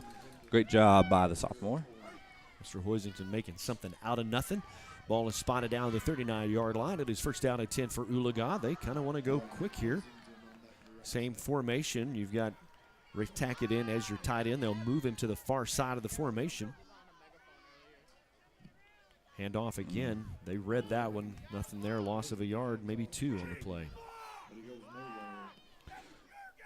Just multiple Titans in the background, or in the backfield. Yeah. And we got our bigger back. Ty Cherry's our bigger back in the set. See on the screen, the clock is 10:03 and counting. Mustangs are 3 scores behind. Really need to put some points on the board here with Jackson Burchett in motion. Hand off around the left side. Ty Cherry, they're going to throw a flag in. I don't know who they're going to flag. Bryce Byers pancaked his guy. That was not a hold. I don't know if they're going to get somebody else in the formation. Obviously, I was focused on him because he's the left tackle. He had the seal block. It's going to move us back. Yep, they're going to say 10 yards holding for the Mustangs. You'll see Gavin Salt come in for Oologah. It's going to be second down.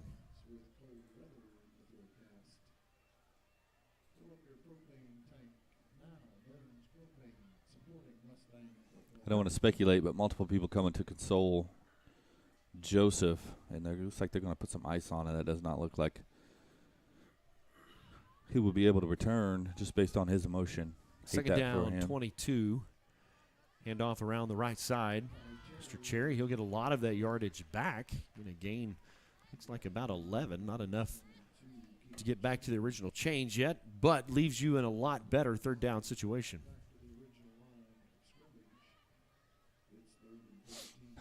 Third down and 13, just a big assumption. You're probably in 4-down territory, especially with as good as your defense has been playing. Yeah, with the wind at your back, I think you got to try to take some momentum here. Brad pass complete right side. First down and 10 for the Mustangs. Big first down there. Great job by Braxton to go down and get it. Had to kind of slide. Big play for Braxton, leading the team in yards received. It's first down and 10. Mustangs again in a big formation with receivers to each side. High snap, handoff around the left side. Got a little bit of a seam. He's got some room. Good cut there. Down to wasn't the much. Yeah, wasn't much outside there. Stuck his left foot in the ground and just went north as fast as he could. Ty Cherry, the ball carrier. First down and 10 for the Mustangs.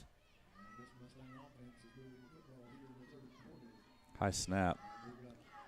Going to time out. Timeout from McClain. We'll take one as well. Be back with more right after this. There's so many rewards in life. You coming into our home was one of the greatest rewards we could have ever had.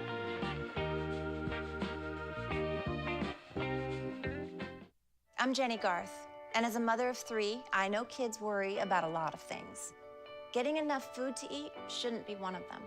But here in America, that is a real worry for 1 in 5 children. This is unacceptable and something Feeding America is working to solve. Through a nationwide network of food banks, Feeding America serves virtually every community in the United States, including yours. See how you can help your community. Visit feedingamerica.org. Together, we can solve hunger. Together, we're Feeding America.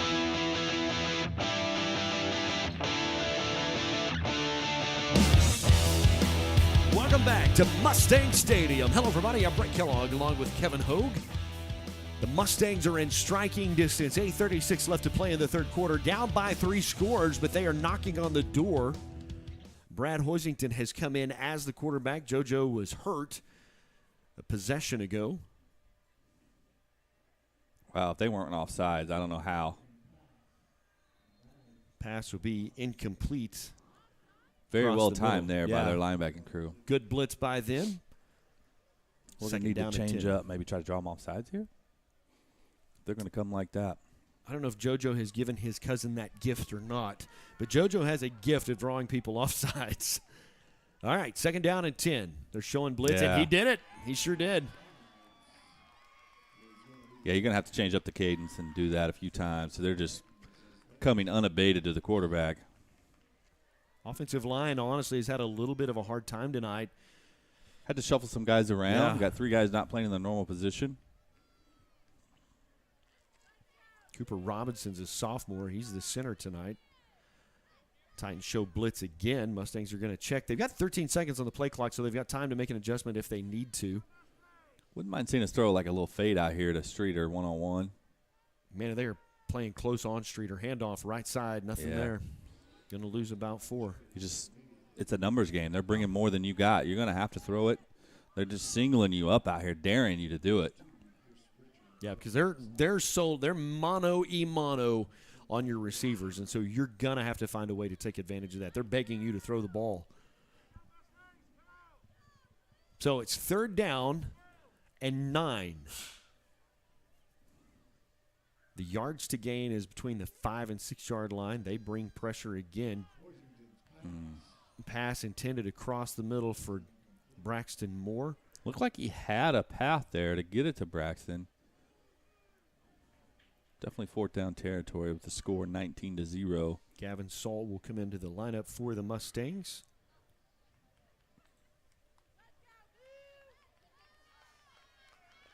So you've got Streeter, Burchett, and Braxton Moore in as your receivers. Ty Cherry is your back. Hoisington scrambling a little bit. AJ's open. Intended for Burchett, back of the end zone, incomplete. So the Titans will take over 1st down and 10. Missed opportunity there. Was able to move the ball a little bit with Brad in. Unable to capitalize. Just those negative plays in the run game. We haven't been able to overcome them.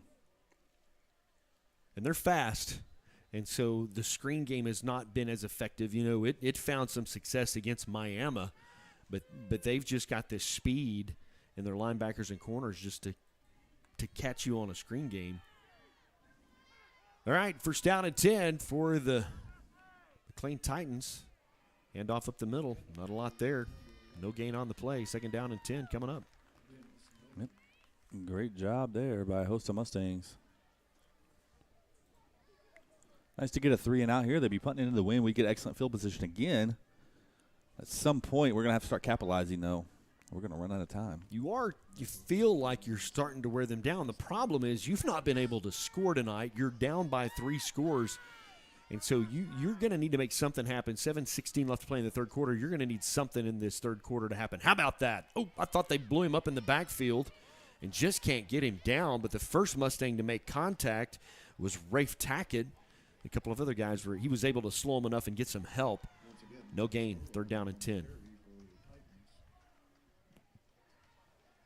Ty Cherry on the stop.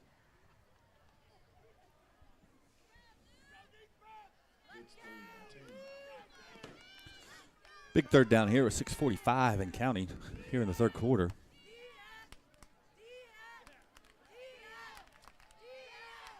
All right, they've got 4 receivers in the set. Quarterback's got some time looking deep. Yeah, just overthrown. Number 21, Ashton Wright in coverage. So defense doing everything they can, Brent. You know, we gave up a pick 6. And really special teams. Yeah. Just set them up. 2 really bad snaps on punts and just gave them incredible field position. Had to go 7-8 yards to put it in the end zone. And so you're just kind of swimming upstream when you're behind like that. A.J. Streeter will be the return man for the Mustangs. He's really had a good night tonight returning the ball. Maybe he can cut one loose here. We need to go after this. They've had a few bad snaps themselves, that kind of high, soft one. We need to go after that. Can he pick this up? Nope. Stay away, stay away. Yeah, it's going to take a Mustang bounce and go down to about the 28-yard line. So you need to do something here. First down and 10 from the 28. You got good field position. I realize you got your backup quarterback, JoJo, sitting on the training table. Most likely he's done for the night. And so you got to make some stuff happen.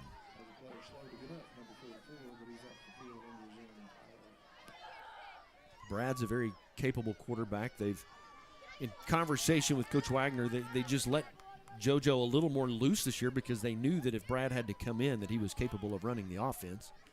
And so you're fixing to see that lived out before you. I'm going to say it again. I'd like to see us maybe go to the air. I know haven't been able to move the ball that well. You don't want to have a blank down, but I'd like to see us go to the air here on first down maybe. Spread offense. 4 receivers. Burchett's in motion. Brad across the middle. Nice job there. Catch by Braxton Davis. First down and 10 for the Mustangs. Mustangs are going to go fast. Stand that spread offense. Fortunate there, not taking a block, yeah. Going to be knocked out of bounds, but he'll pick up a couple.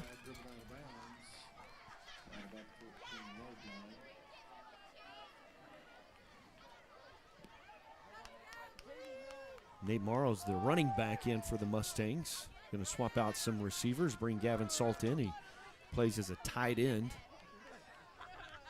Second down and 8 coming up for Oologah. We can snap it. They got an extra guy on. Yeah, get it off, get it off.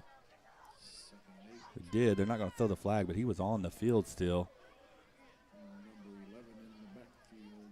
Number 11, we've called his name a lot tonight. Dennis Nolan, just a speedster. We'll lose 2, brings up third down and 10. 5:42 left to play. Mustangs are down by 3 scores. Need to make this count. Need to get 7 on the board, create some momentum for yourself, get a stop, make this thing a ball game. Pass intended for A.J. Streeter, thrown a little bit low and behind him. Yep.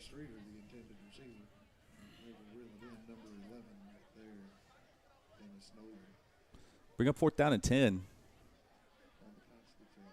Ironically, the Mustangs have not kicked a field goal all season. That's got to be a record to be week 10 and not have a field goal marked in the books. Yeah, this potentially could have been our third one. You don't want to speculate. You know, you got to make them. It could be 19-9 if you make one here. You got the win with you. Ashton Wright's the running back. Gonna bring a man in motion. Pressure coming. Across the middle. Underthrown.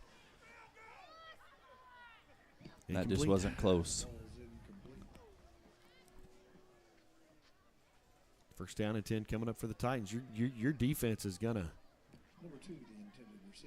have to help you score. I don't know if you can get a pick 6. And a turnover on down. It's McClain football. 5:20 left to play in the third. Mustang with defense you, we're going to back need some Mustang magic here on the defense side of the ball. They played great. I think you said they had 1 positive yard in the first half, and they were winning 13-0, so it definitely wasn't on the defense. And they scored on a pick 6 in this half. So, and off up the middle, there's nothing there. He'll go backwards for a yard.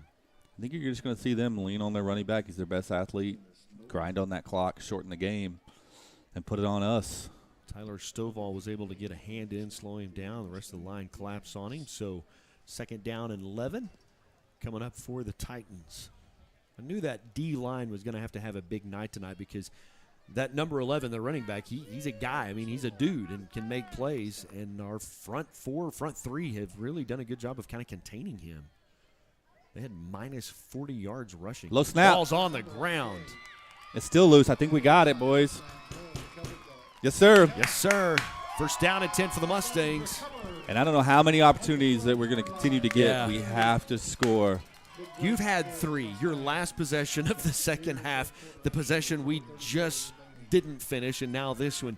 You've had 3 opportunities to jump out and make some stuff happen. So the Mustangs here are going to get the ball in great field position. First You just down hope and if 10 you're for- able to score, you kind of take the top off, if you will, and you're able to just score. Get some momentum. Momentum's a funny thing in high school sports. It really is the 12th man on the field. Handoff left side.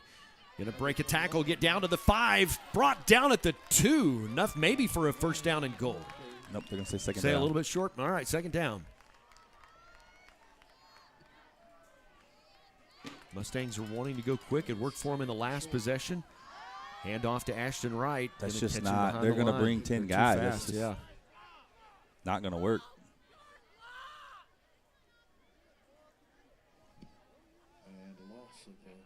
They're bringing in their big guy to kind of just take up some space. Santana Benton. They'll put him right over the center. He was very effective in the first half of just kind of taking up space. Yeah, and you Making had a count. you had second and less than a yard, and now you're 3rd and 4. 15 seconds on the play clock. 3:44 left to play. The Mustangs knocking on the door. Can get a first down at the 2. Across the middle. Nice job. Braxton Moore, Stampede, touchdown. Needed that. Yeah, you did. Braxton Moore comes up with the touchdown. Also, one thing to consider here, JoJo is our holder. You're going to see Garrett Salt, who's the JV holder, trot out. Jackson Merchant for the extra point. All right. Mustangs have finally broke the goose egg off the board. Kick is up. Oh, And no good. No good. Too many variables working against you. New center, different snapper, different snap handler, and so the Mustangs not able to finish that, so they trail 6-19. It has been a special teams, kind of everything gone wrong type event tonight. Yeah, and that's been I think in every game but 2 this year, we've missed an extra point. Yeah. And unfortunately, he is now 20 of 24 on PATs.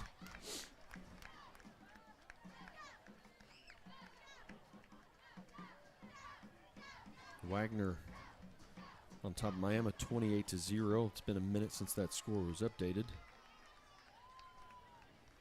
the good news is we have time. We can get a good kick here, get a good defensive stand. They're going to have to punt into that wind, and we'll have good field position. And they have not been able to move the ball as well. So if you can just mind your P's and Q's when it comes to special teams, make them drive the field. Don't give them anything short. They're going to kind of fumble on the recovery, okay. but they'll fall on it. They'll take over 1st and 10 from about the 22-yard line. So here your Mustang defense that really has been dominant tonight have an opportunity here to get back to work. Mustangs finally on the scoreboard. Did not make the PAT, so they're missing that extra point, but it's 19-6 with 3:33 left to play in the third quarter.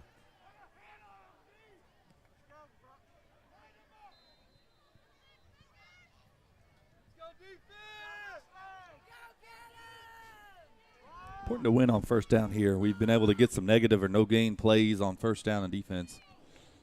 Need another one here. I've been impressed with how that front 3, front 4 have played tonight. They really have just, for the most part, dominated that line of scrimmage.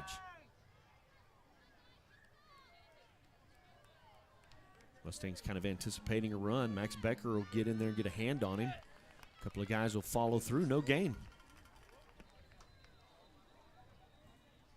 2nd down and 10 coming up.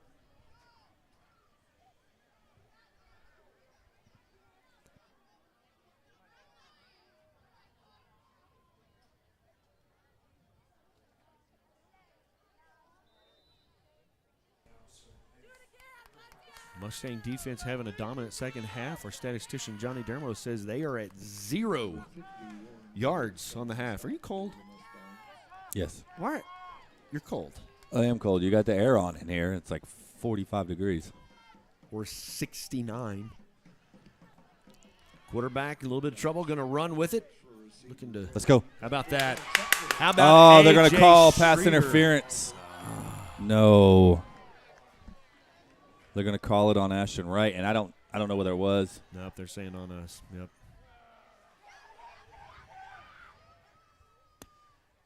Boy, my instant replay was working. I'd love another look at that.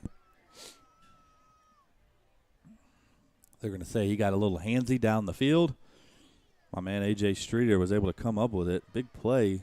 And let them off the hook. It'll give them enough for a first down and 10. You can tell the Mustang faithful are not happy with that one.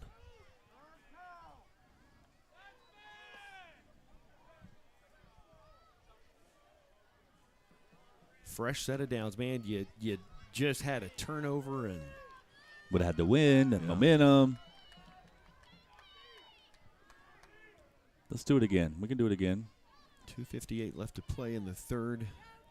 Mustangs in kind of that vintage blue jersey tonight.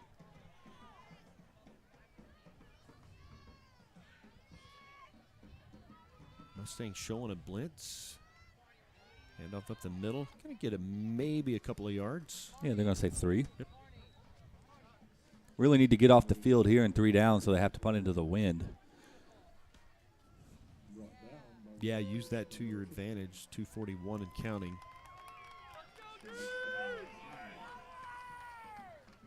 Second down and 7 coming up.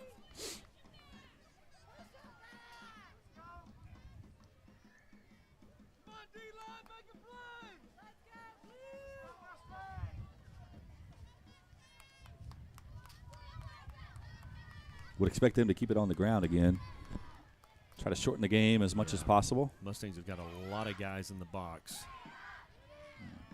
That's the first down they've been able to rush for. They only had 2 first downs in the first half. Yeah, that's the first real kind of opening you've seen their offensive line, especially in the second half, be able to create. So a new set of downs for the Titans. First down and 10. Ball spotted at the 48-yard line.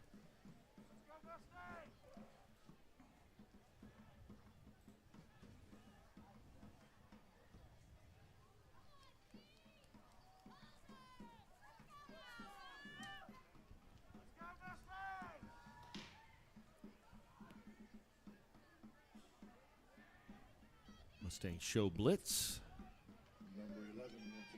Not much there. Gain of a yard. Second down and 9 coming up for Tulsa McClain. Good job there by Warren Pierce. Able to get a hand on him and slow him down before he's able to get started. Gain of about 1. I'm going to give just a lot of credit to Willie Ponder and his coaching staff and that roster of athletes. They just have had a lot of adversity. I think they've played most of their games on the road this season just because some of the events that took place in their home stadium. And these coaches and athletes have been doing the right things. And, you know, they're playing tonight for a shot to get in the playoffs. Had him in the backfield. Ty Cherry will bring him down. Going to pick up about 5-6 yards. I think he's cramping. We're going to take a quick timeout for an athlete that's down. Third down and 3. Big third down play. Big third down play for this defense. Yeah, and their best playmaker is going to have to come off the field unless they burn a timeout.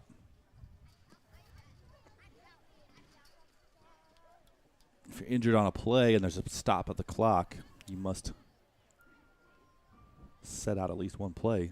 Only exception would be if you burn a timeout. So if you're able to stop them here and force a punt, you would make them punt into the wind. Yes, and 53 seconds on the clock. You can do it. If all things are considered equal, you would have 3 seconds left. I mean, I guess if they run. Yeah, it depends on how much time this play takes, when they get the ball set, when they wind the clock. But Looks like he's going to be okay. Boy, hopefully. He is hobbling off. We're stretching him out. We'll hope it's just a.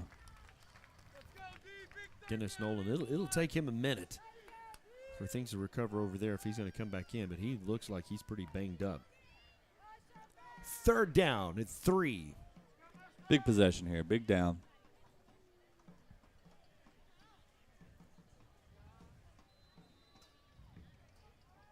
Mustangs have got a lot of guys in the box, and when you talk about that box, it's kind of those 2 rows. You've got your D-line, and then you've got your guys behind the line, the linebackers.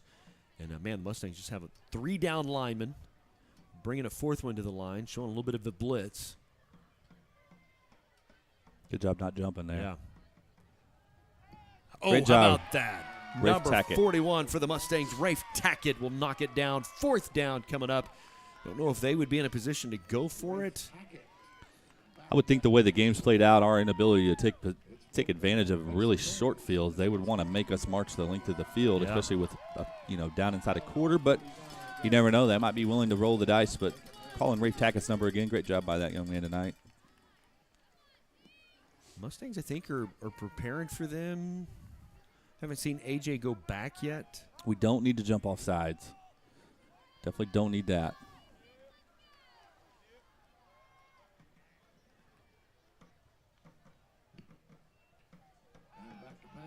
Another knockdown. How about that? Number 59 for the Mustangs in there to break that play up. That's Tyler Stovall.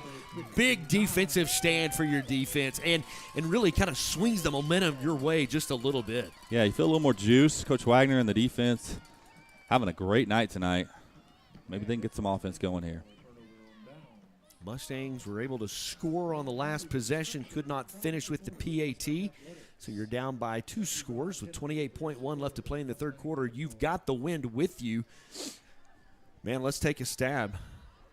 You've got your backup quarterback in. He hasn't had a lot of success in the throwing game, but they're begging you to throw it. Brad Hoisington the right side. Braxton Moore. He'll get the first down. Let's stop the clock. We should be able to get another play off before the quarter. And if they're going to give us that much room, we're going to have to do it. And I think that's a result of throwing, like I said, when you want to on first down on those early downs. And that's a relatively safe pass. I mean, it's to the outside, short pass. 14 seconds and counting. Handoff up the right side. Ashton Wright. Woo, what a hit. But he'll gain 5 before being knocked backwards. Yeah, kind of caught him in a jump cut there and was able to lay the wood. And that's going to end the quarter. And we're going to go to the 4th quarter. 19-6. Mustangs with some momentum. Don't go anywhere, guys. We'll be right back with some Mustang magic. Jason, let's go see your room.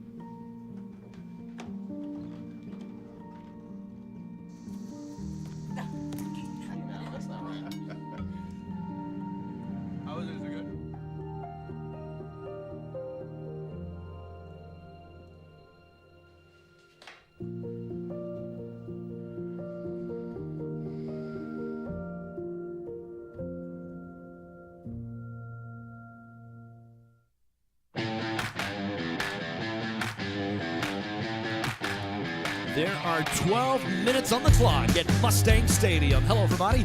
Brent Kellogg along with Kevin Hogue. The Mustangs have just come up with a big stop. They have the ball. They're moving now from your left to right.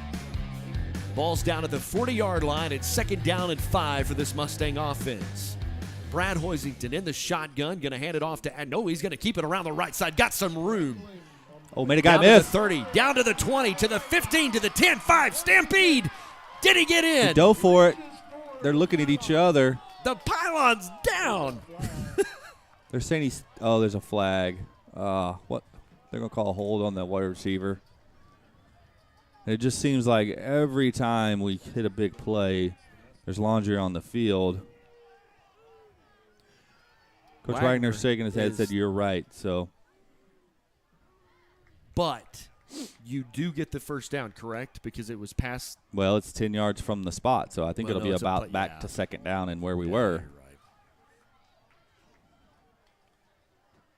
Yeah, see how they we lost a yard. Yep.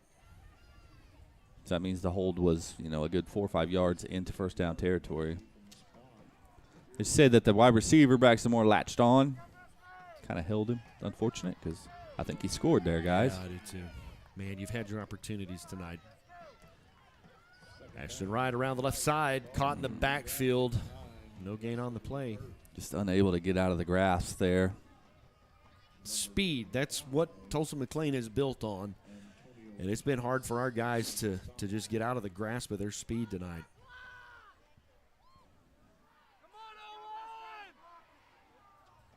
All right, you got Braxton Moore and Jackson Burchett to this side, A.J. Streeter to the far side. Looking to try to maybe get them to jump. Ashton Wright in the backfield for the Mustangs. Gavin Salt's the tight end. High snap. Boisington going to have to scramble. Going to pick up maybe 3. Put you down at 4th down and maybe 3. Yeah, definitely 4-down territory. Put his head down, got what he could get. Going to be 4th and a long 3. Braxton Davis will come in as a receiver. Mustangs are going to put trips to the far side. See if he can't get him to jump off sides and give him the automatic first down. 4th down and 4 with 10:39 left to play in the 4th. Mustangs need this. Oh, not going to get it. Not there.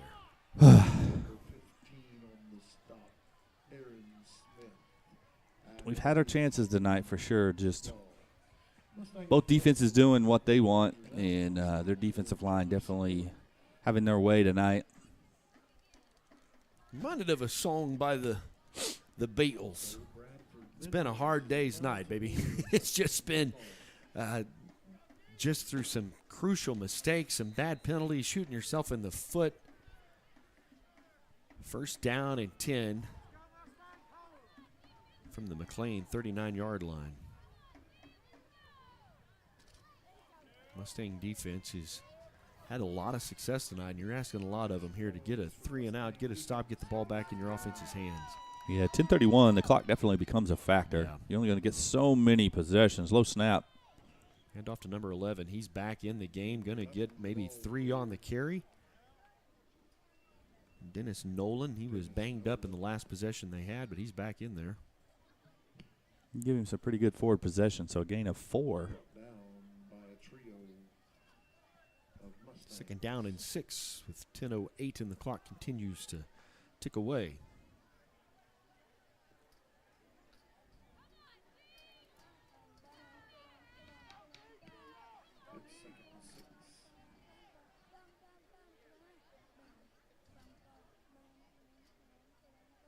Yeah, they're going to milk all of the clock wisely on their part. 3 seconds left on the play clock, and we were talking a little bit ago about we were wearing them down, but now I think the reverse is true. Our defense has been on the field so much, they're really starting to wear us down. Yeah, lack of sustained drives. Obviously, we have a lot of guys on that line that play both ways.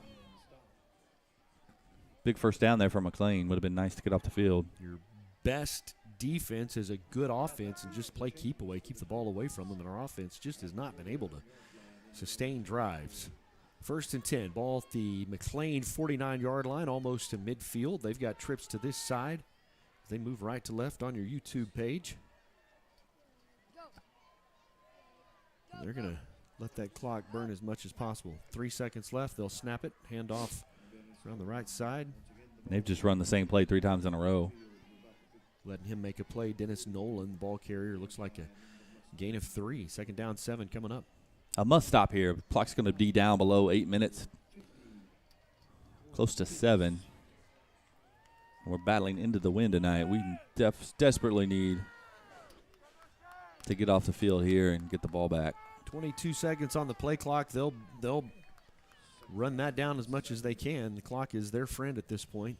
Mustang football would like to thank Neely Insurance and Financial Services for their support.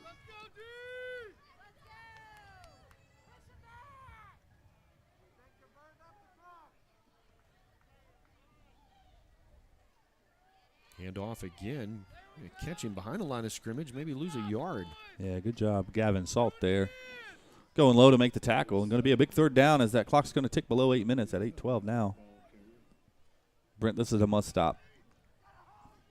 Got to have it. Yep. And don't want to give them any reason to want to go for it on 4th down either. Yes. Let's move them backwards. If I could, with my Xbox controller, just kind of make the play, make the call, let's move them backwards. They're going to go with trips. Mustangs are going to shuffle their defense. I'm going to throw it. He's going to chunk it deep, and he is open. Oh. Into the arms of the receiver, all the way into the end. Number 13. Ashton Wright was in coverage. For this fourth quarter touchdown. Just ran right by him. Ethan Patrick. Don't know if we were setting on a shorter route there, Brent, or what, but great play call by McClain there. Mickey McCombs was the receiver. Just speed. Just speed. We haven't had an answer for their speed all night.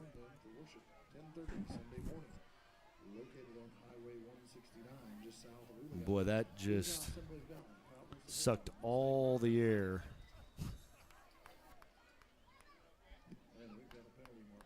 False start on the PAT.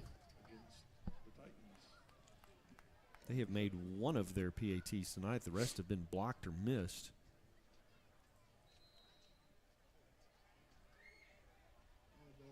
The penalty will back them up. Got a surprise for you in 6A. That streak looks like it's going to fall tonight. Jinx up 31-14. Their kick is no good, so it's 6-25. Mustangs better figure something out. It's going to have to come fast and furious at this point. You're down 19, 7:35. So Jinx is on top of Bigsby. 31-14.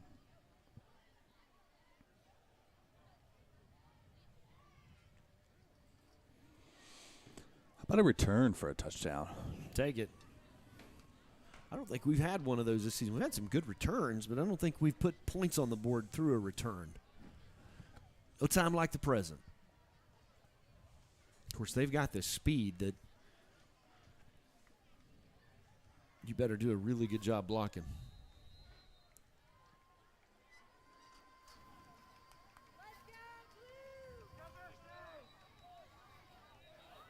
Flag, I guess they're going to be offsides. Had a guy.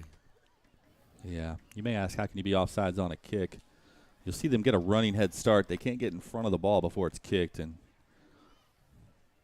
every officiating crew has a man right there on the line, easy to call, so.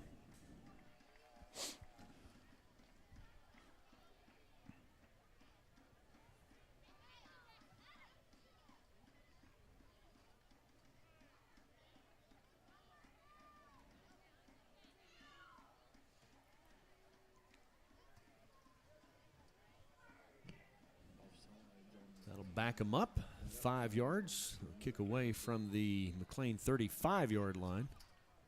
They don't really kick it high. They just kind of pooch and kind of hope your guys will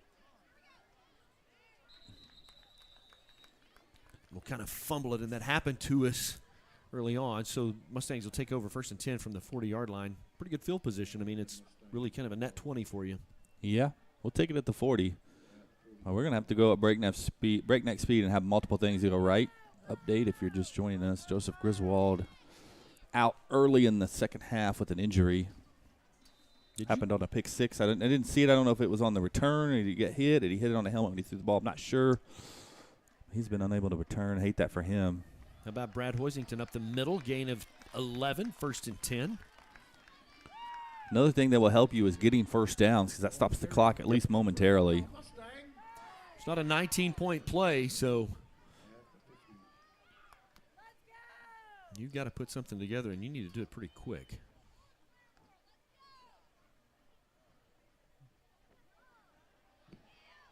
Around the end. Going to get knocked out of bounds, which helps. Stops the clock. Mustangs had a touchdown basically taken off the board because of a holding call. Yeah, holding call on a wide receiver on a run a lot like that one, just to the near side, not the far side. So getting some big chunk plays on offense. And then consequently, on the next possession, McClain was able to go down and put it in the end zone. On a 3rd and long play, they were able to score. Handoff up the left side. Ashton Wright. Boy, they have just had his number all night. Yeah, he can no rush room. for. He's at a 6-yard average on the season, and tonight he has just not been able to get but 2 or 3 per carry. Sometimes they got a man down.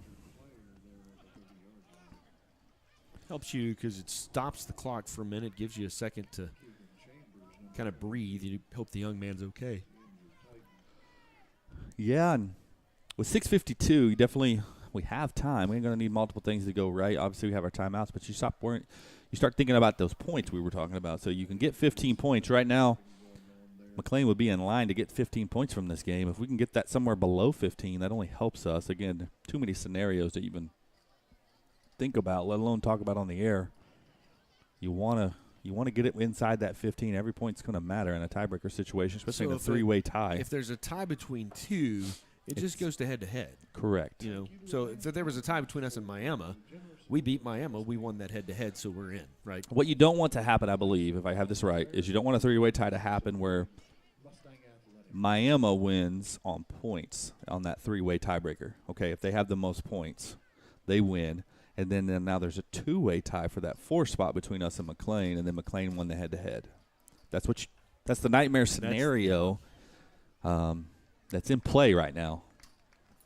Young man's going to hop off or try to hop off. Number 23, Kevin Yarbrough, is the injured Titan on the field, and they'll actually have to help him off. Definitely looks like to be in some pain. Hopefully he's okay. Man, now they're just dragging him off.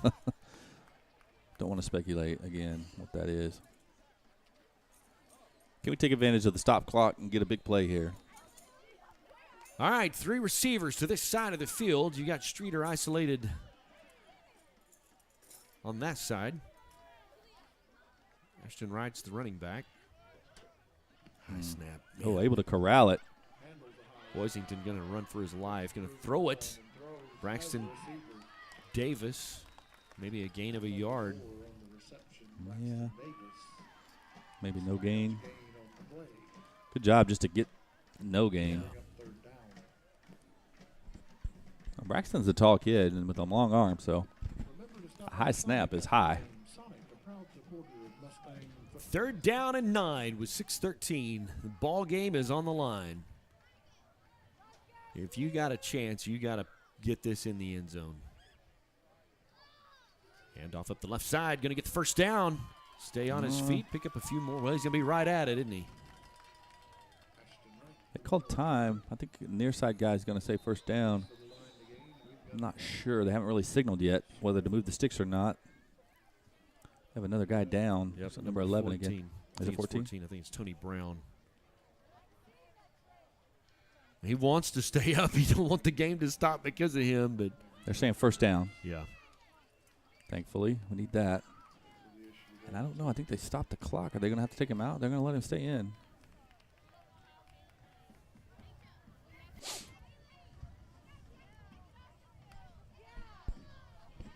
He's gonna run off.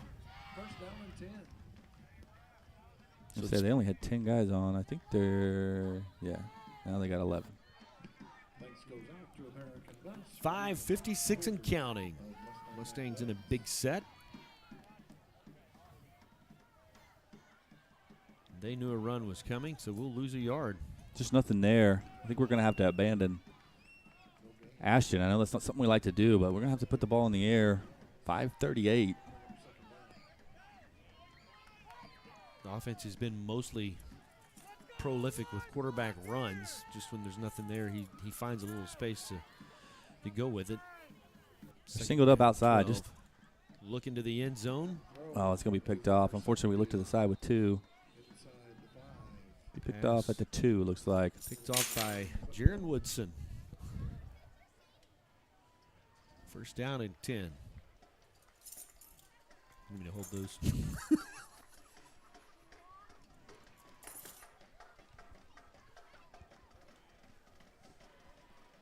You can see the Stallion Battalion, they're starting to make their way here. They will perform their glow show at the end of the night's game. We'll give a little bit of time for folks to kind of safely want to get out of the stands and want to, and then turn the lights off. And Mustangs all have glow-in-the-dark paraphernalia, regalia.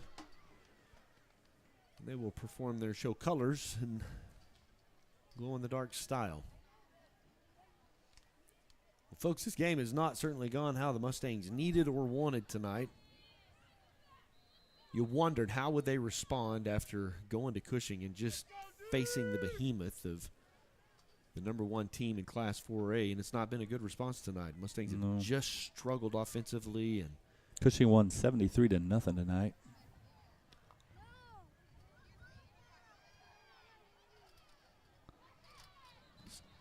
Mustangs will. Good job again by Rafe Tackett. It's like maybe a gain of a yard. Second down, 9 coming up. 5:03. Clock continues to count.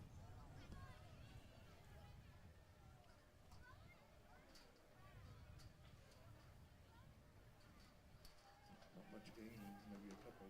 It's going to be 2nd and 8.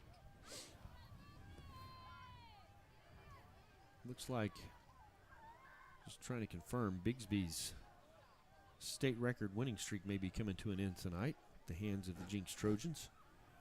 You know there'll be a party in Jinx tonight if that's the truth. Great job there by number 20, Brady Evans, kind of on a delayed blitz. Brought him down at the 1. So loss of a couple yards brings up 3rd down and a 12. We need to get a stop here, and we need to bring everybody on the kick. They've had some problems with the snap. If we could stop them here, they're going to have a shorter than normal kind of punt formation, if you will. Then you bring in a safety and a short field, and then we can start getting some of those points back. And quite honestly, that's kind of where we are at with 4 minutes and counting left in the game.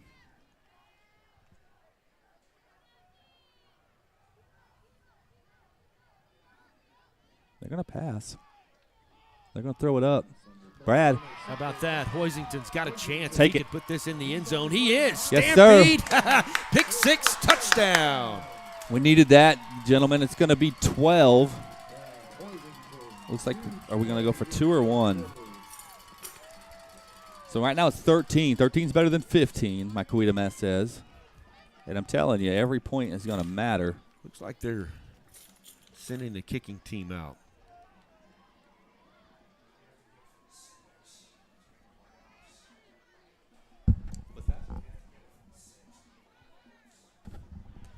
All right, so here we go.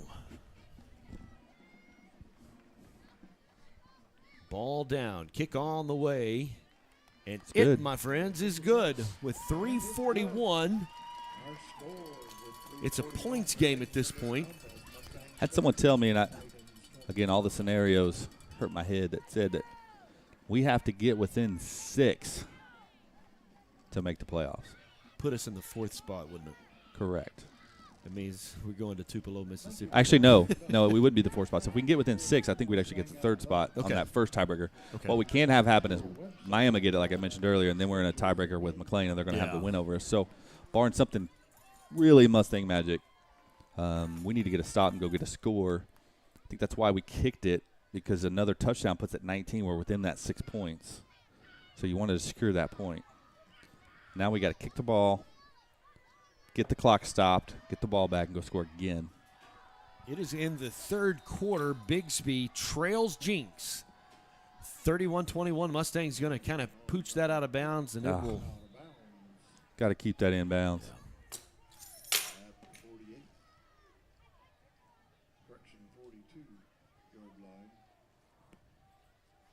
Lots of ball games being played on a Thursday night due to weather considerations that could be taking place across northeast Oklahoma tomorrow night. Make some noise for this Mustang defense, ladies and gentlemen. First down and 10 coming up for Tulsa McClain.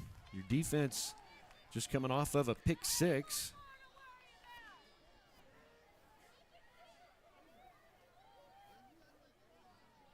Stillwater on top of Muskogee, 38-14. Kind of an interesting game in 6A2.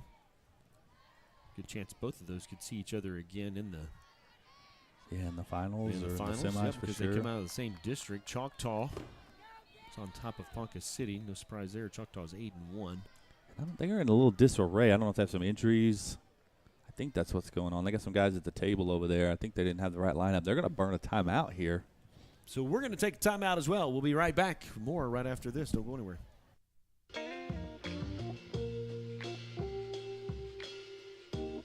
after you joined our family, it was like, I really do feel complete now.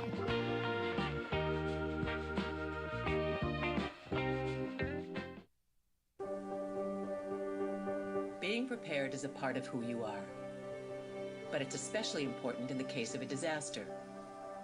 Be informed about possible emergencies in your area. Make a plan that covers where you'll go in an emergency.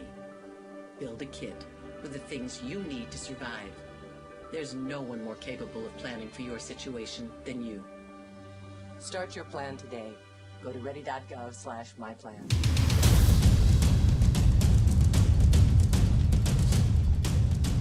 All right, so Tulsa McClain, they've got some guys injured up, so they needed to take a time out to make sure they've got all the right alignment.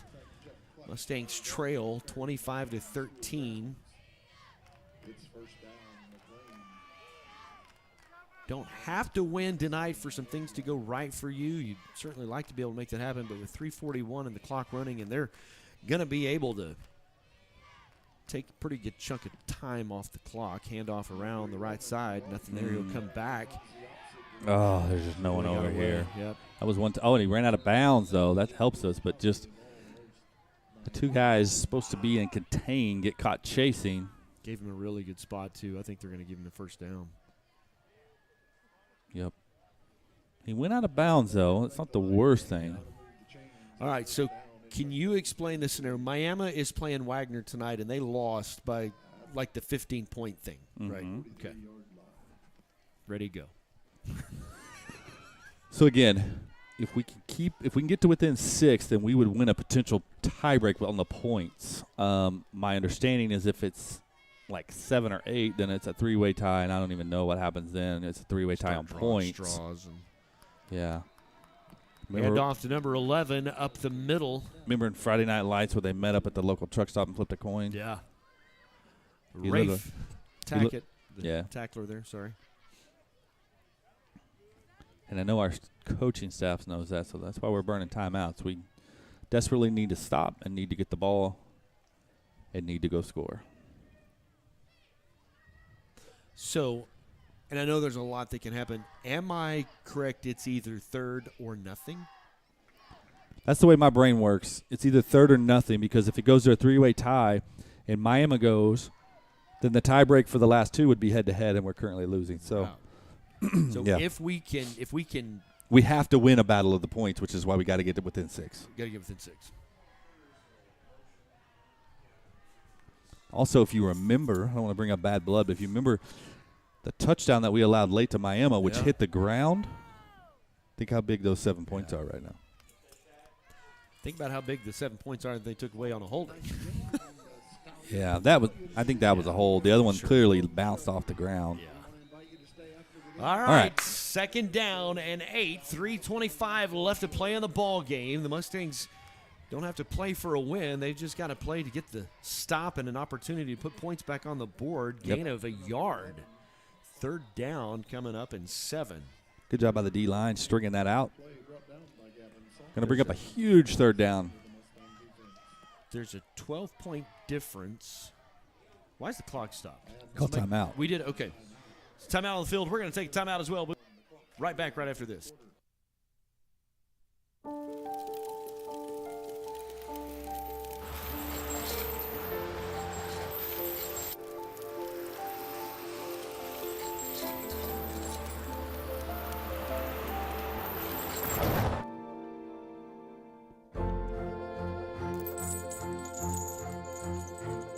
Did you know dragging chains can spark a wildfire? Only you can prevent wildfires.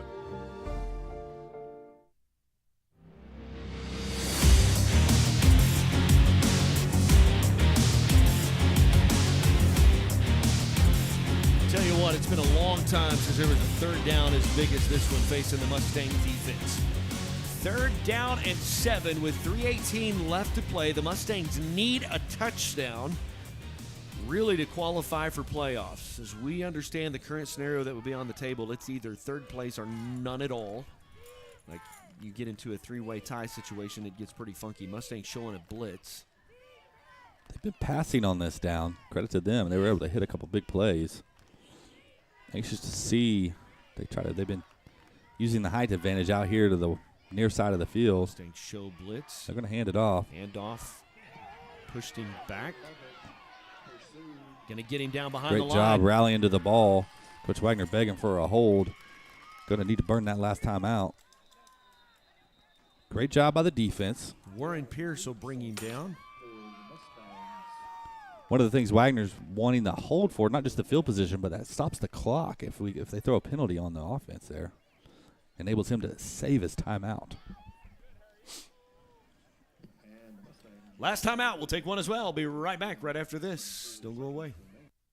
Hey guys, it's me, Isabella Gomez, filling in for Smokey Bear because he's got more to say than just... Only you can prevent wildfires. Like, if you're outside enjoying a barbecue, don't let a hamburger distract you from fire safety. Make sure you aren't dumping your hot coals or ashes onto the ground because that could start a wildfire.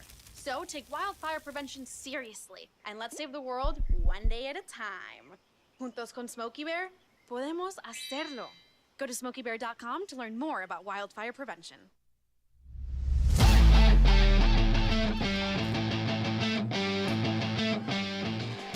It is 4th down and 12. The Mustangs have expired all of their timeouts. McClain is showing a punt.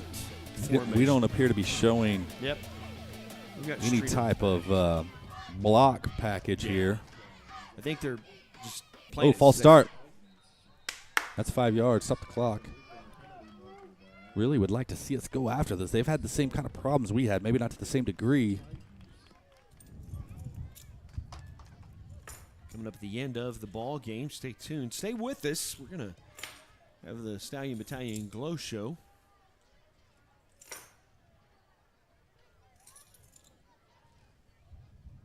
Be like your mama and take your keys away. I'm nervous. Playing with my keys. Sorry, guys. What are you going to do? 4th down and 17. Let's just go after it. Looks like we're going to go after it. Yeah, show a little more of a... Don't hit the... Oh, they moved again. That's a false start. Well, the guy in the backfield moved, and then a couple linemen moved. We'll keep taking it 5 yards at a time. We need it. They're going to bring in some different guys. Like, okay, we need guys that won't jump this time? Yeah.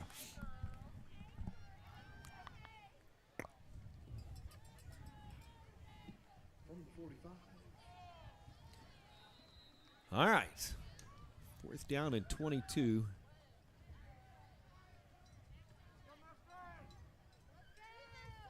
Mustangs keep stunting a blitz, trying to rattle the center. Almost. A great punt. Streeter. Oh. Oh. Wasn't sure he could get it and tried to hit it away from the defender. Great punt by McClain. Give them some credit.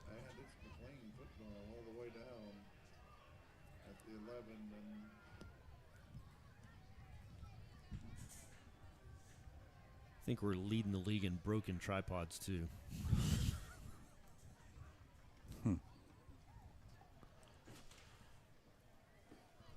Boy, special teams tonight have just been that bullet in Barney's pocket.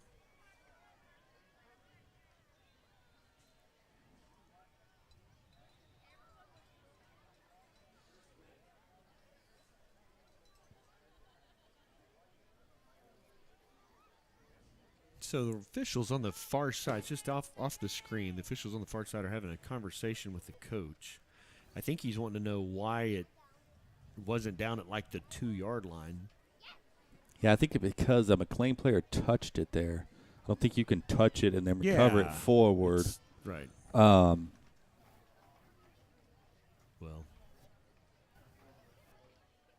Is it a live ball after a Mustang player touches it? That's probably the point they're arguing. So.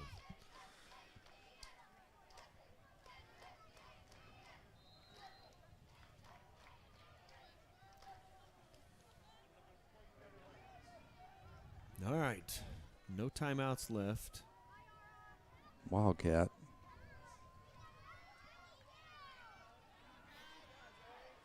Around the left side, knocked out of bounds. Yeah, he's going to go out of bounds. About the 7. That'll stop the clock. Gain of about 5. Second down and 5 coming up. They can get a first down at the 2-yard line.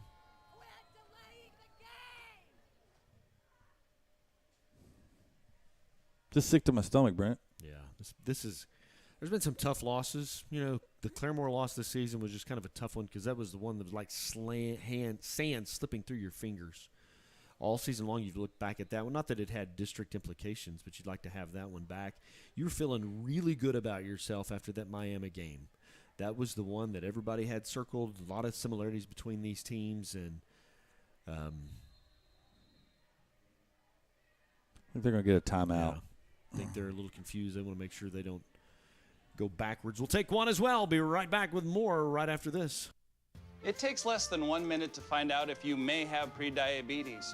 You can do it here. But you probably won't. You're busy. Kids, work, show coming back in 48 seconds. So let's do this now. Hold up 1 finger if you're a man, women 0. 3 more fingers if you're over 60, 2 over 50, 1 over 40. If you're not sure, keep in mind you're sitting on a couch right now, so 1 more finger if you're not very active. 1 finger if yes, 0 if no. 1 yes, 0 no. Next, find the body type that looks most like you and hold up that many fingers while I look around awkwardly. And that's it. If you're holding up 5 fingers or more, you probably have prediabetes. Sorry to be so blunt, but hey, you're busy. Just go to the site.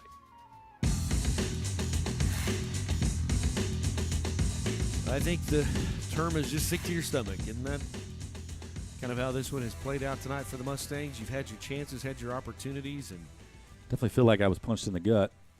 Oh. Ball tipped away. Could have picked that off. You'd had a chance. Yeah. Jaden Tanner will knock it away. Still have an outside chance, guys. So they've struggled in the kicking game. If we can force, and by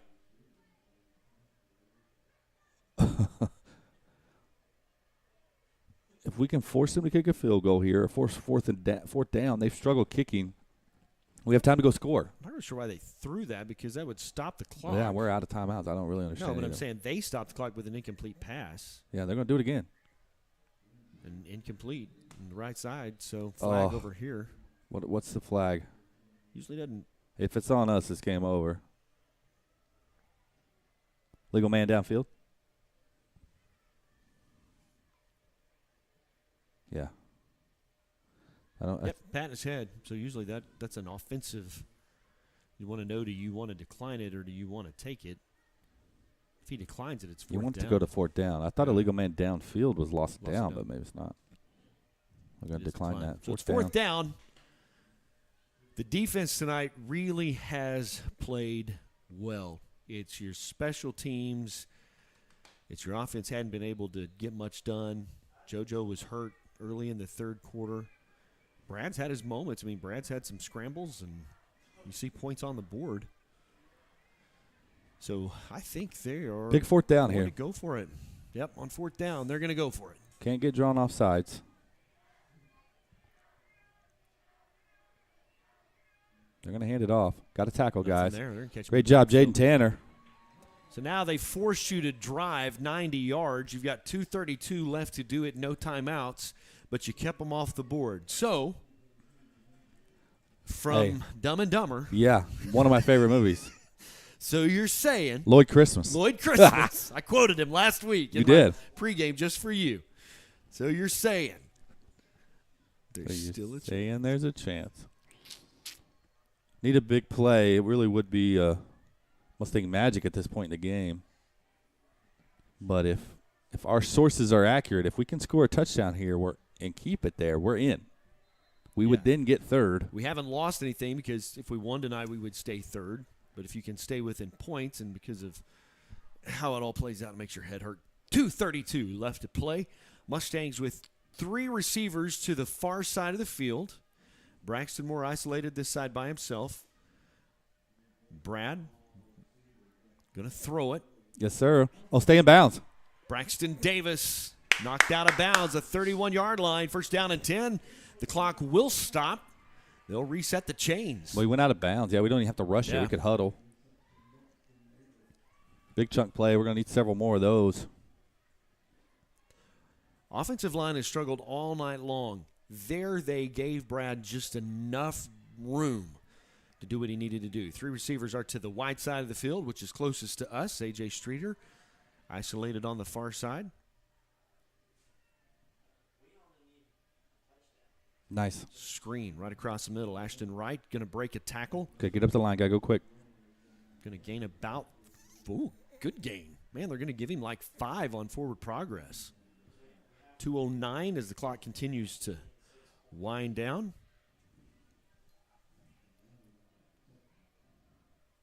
High snap. It's killed us all night long. Come on. He's just going to have to fall. Oh, my gosh. Sometimes it's just not your night.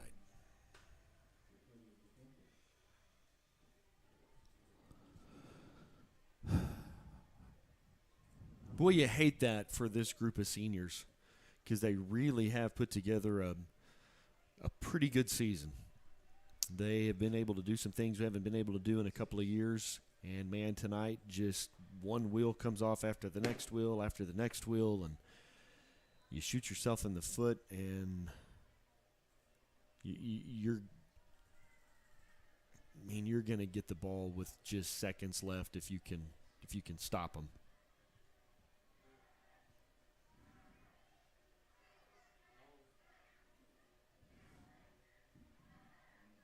Mustangs trying to strip it. He'll pick up 6, bring up 2nd down and 4. If he gets a first down, it's over.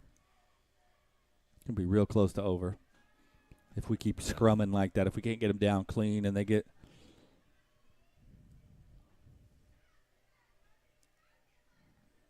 Yep. So, yeah, you might have a second or two to do something.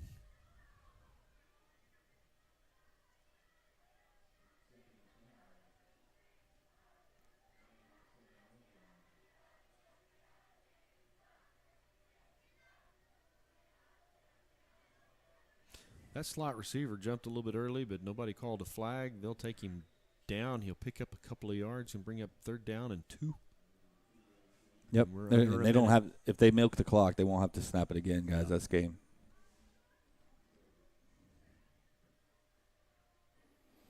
They'll let this get down inside 40 seconds, snap it once, and –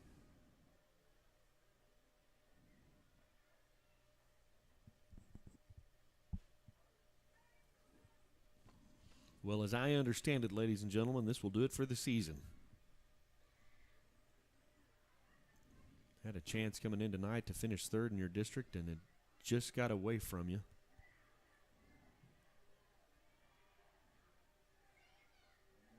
And off up the right side, he won't get the first down, but clock will be able to continue to run.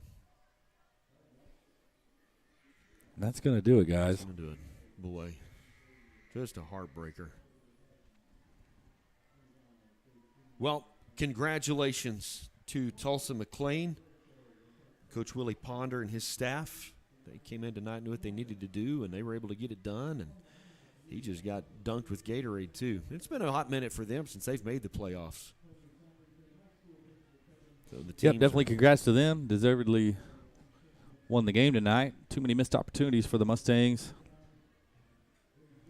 We'll hope that I have my tiebreaker scenarios wrong. I'd have to check with our statistician. I think we had more turnovers tonight than we had all season combined. Yeah, we had 6 turnovers tonight, and we didn't have that many turnovers all season. You had 2 fumbles and 4 interceptions, so you tied what you cumulatively did all season long.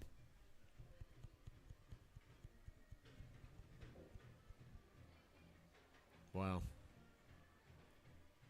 All right, folks, don't go anywhere. I know you want to. Don't, because we're going to come back and you see this is Stallion Battalion, and they are preparing to march in the Glow Show. And we'll be back with more after timeout. We'll be right back.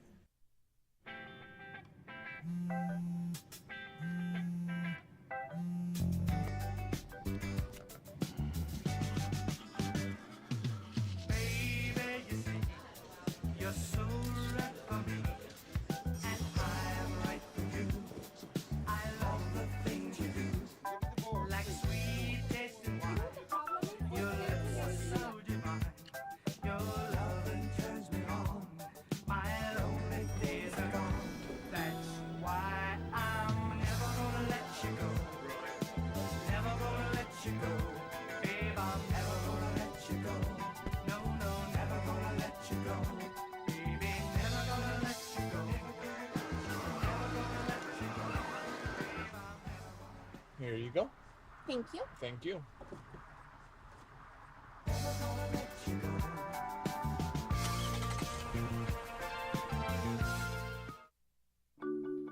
The thing that drives me every day as a dad is him. Every day he's hungry for something. And there's this huge responsibility in making sure that he's a good person. I think the advice I would give is you don't need to know all the answers. It's okay to make mistakes. As long as it's coming from love, then it kind of starts to work itself out.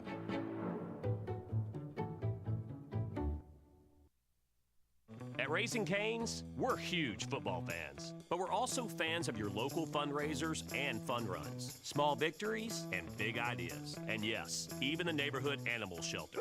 I was getting to that. Plus over 30,000 other partners in the communities we serve. When you order our hand-battered chicken fingers, craveable cane sauce, and jugs of freshly made tea and lemonade to cheer on your home team, you're also supporting your hometown. Raising Cane's Chicken Fingers, one love.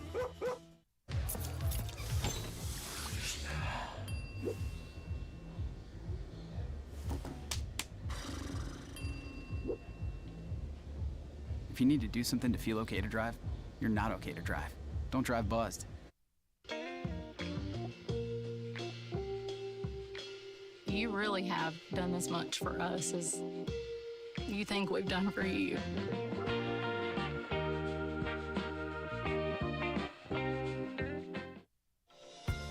Let Advanced Homes build your next dream home. At Advanced Homes, we embrace your individual style and work hard to design a home that's perfect for you and your family. Our team has an expert ability to take your individual ideas and build the blueprints that will become your dream home, built just for you. We don't just build houses, we help you build the home you've always dreamed of. From the simple to the lavish, we've done it all, and we can help you every step of the way. Visit our website, advancedhbi.com, or call us today, 918-855-6597. Advanced Homes, building your dreams.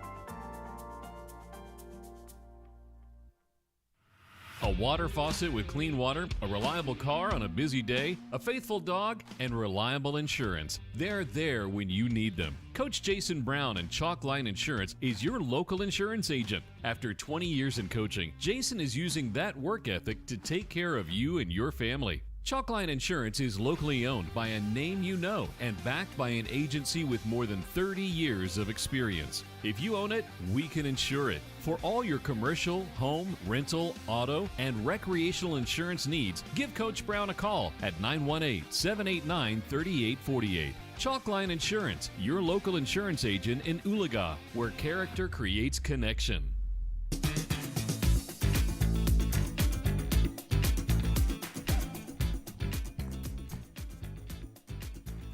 The football karma has not been kind to me over the last 6 days. No. It's not. From going to Cushing last week to my Cowboys just getting beat down to tonight. Really, I really felt good coming into tonight's game. I felt like the Mustangs kind of had the advantage, and you let some turnovers get the better part of you. You lose your starting quarterback to injury. That report that coming in is not good, nothing official, but even if you were going to play next week, you probably would not have him. And the Mustangs just let one get away from you tonight. Here's the kicker. We talked about this in the first half of the game, how good the Mustangs have been at protecting the ball all season long. Catch this stat. The Mustangs had as many turnovers tonight as they had the other 9 games in the season combined. And so there was just turnover juice in the water tonight for some reason. Yeah, you combine that with the multiple snaps. We had 2 over the punter's head that led to both of their touchdowns in the first half. 2 over Brad's head. You know, just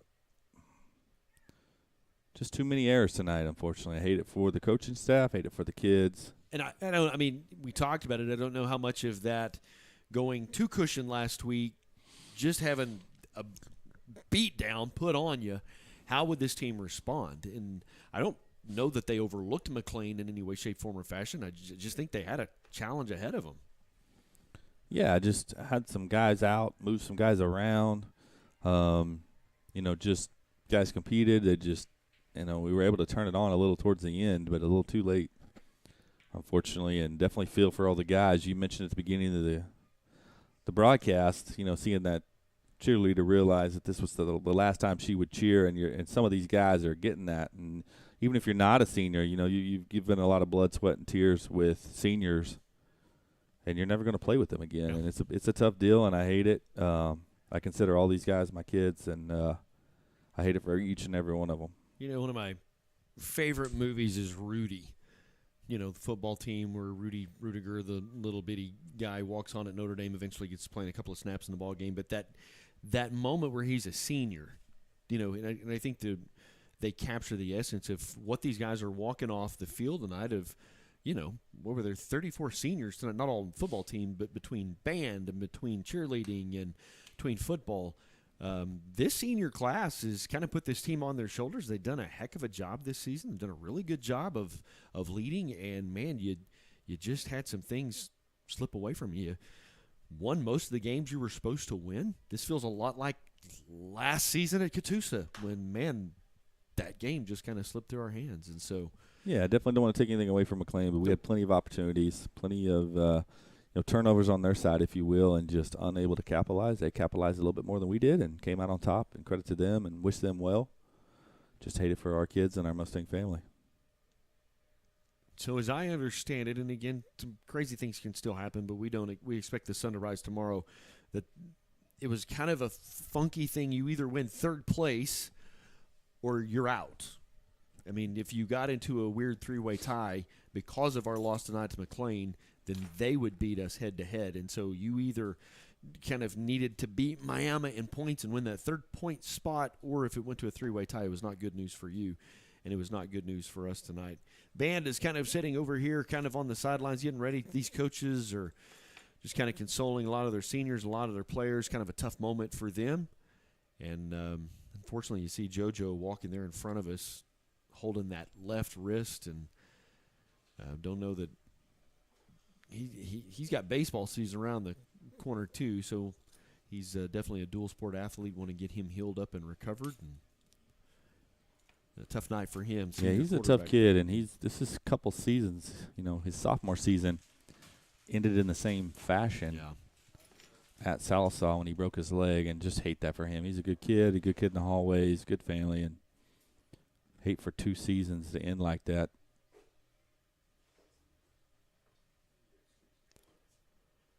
Back in class tomorrow. My we have school clock tomorrow. is all messed up. And I remember it was second round of the playoffs. I believe it was a 91 season where Oologah went undefeated on the regular season. They were number 1 in 3A at the time in Poto. Second round of playoffs. Poto came up here and beat us 14-0, and that was on a Thursday night. Nope, I tell you, it was on a Friday. But the Monday morning, just you had all the expectation of going on to win a state championship. And, boy, the hallways were just heavy that Monday morning. Well, you don't even have 2 days. Like, you got tomorrow morning as a principal. So let's forget what speech does the coach give to the players. What speech does a principal do to the high school tomorrow? And what you need me to come We're in, looking at 10 hours, stuff. really 9 hours, so we have students on and around campus, 7:20.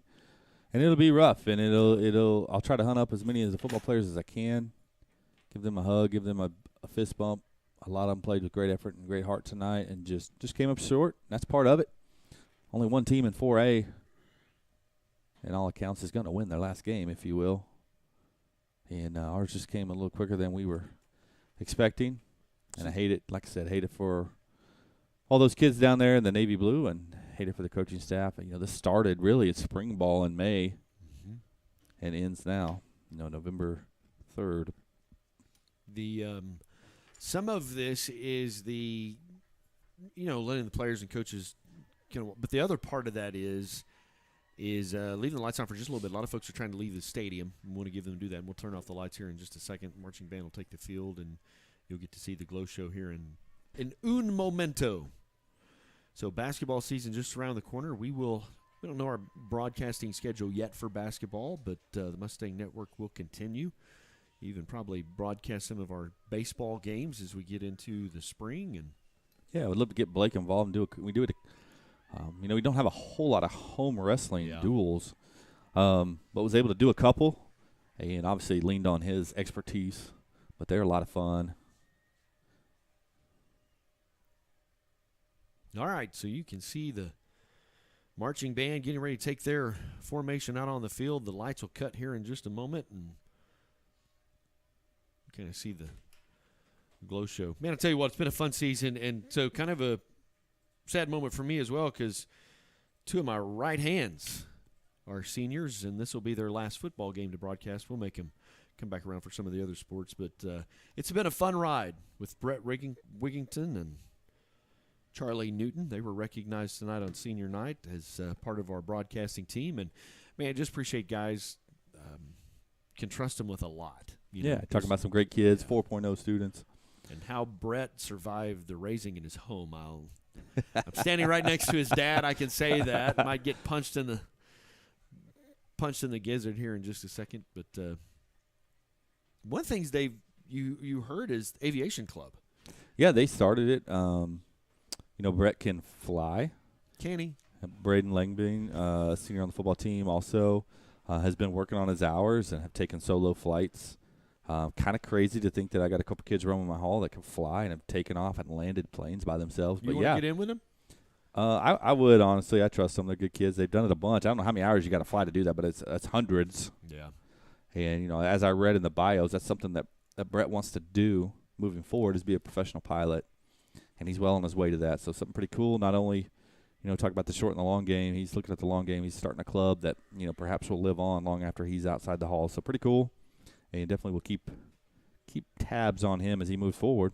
Might just hop on a jet one day and he might just be your pilot. That would be a little surreal.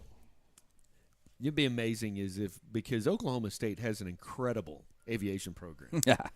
And for his father that loves him some Crimson and Cream, for Brett to go to that flight school in Stillwater, that'd be amazing. I'm getting no comment. That'd be a tough one for Pops to swallow. Write those checks to Oklahoma State. You are right, though. They have a top-notch they do. aviation program. They just bought some new airplanes, too. I was out by the airport the other day, and they're nice. So, my son, who is an alumni of Oologah High School, was named a top 20 freshman at Oklahoma State. So, I saw takes that after his mom. So that quality, and Katie Kellogg, also his cousin, she was named a top 20 freshman girl at Oklahoma State. So some Oologah alum making big waves over in Stilley. You can start to see the stadium lights being turned down. This will be the last time that they march their show colors. How cool is that?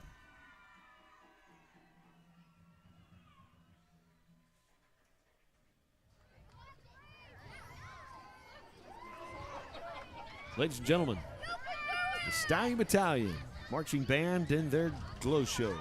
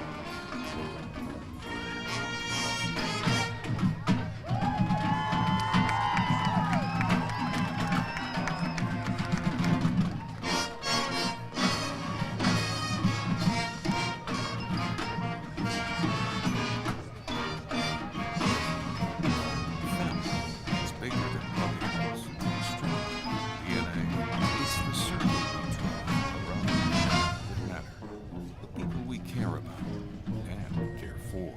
The folks who inspire us, guide us, root for us. Family means finding common ground, rolling up our sleeves, and making up.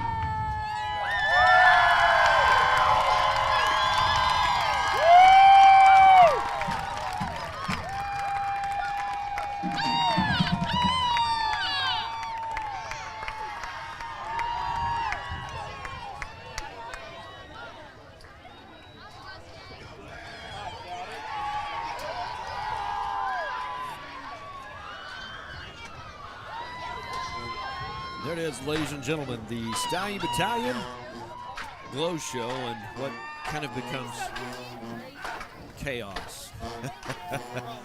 For Rick Fisher, Brett Wigington, Charlie Newton, Blake Salt, Kevin Hogue, and our statistician Johnny Daramo. Ladies and gentlemen, it's been a crazy season. It's been a good one. We hope you have yourself a wonderful weekend. Be safe in the weather tomorrow. We'll see you in a couple of weeks when Mustang basketball season gets underway. Good night, everybody.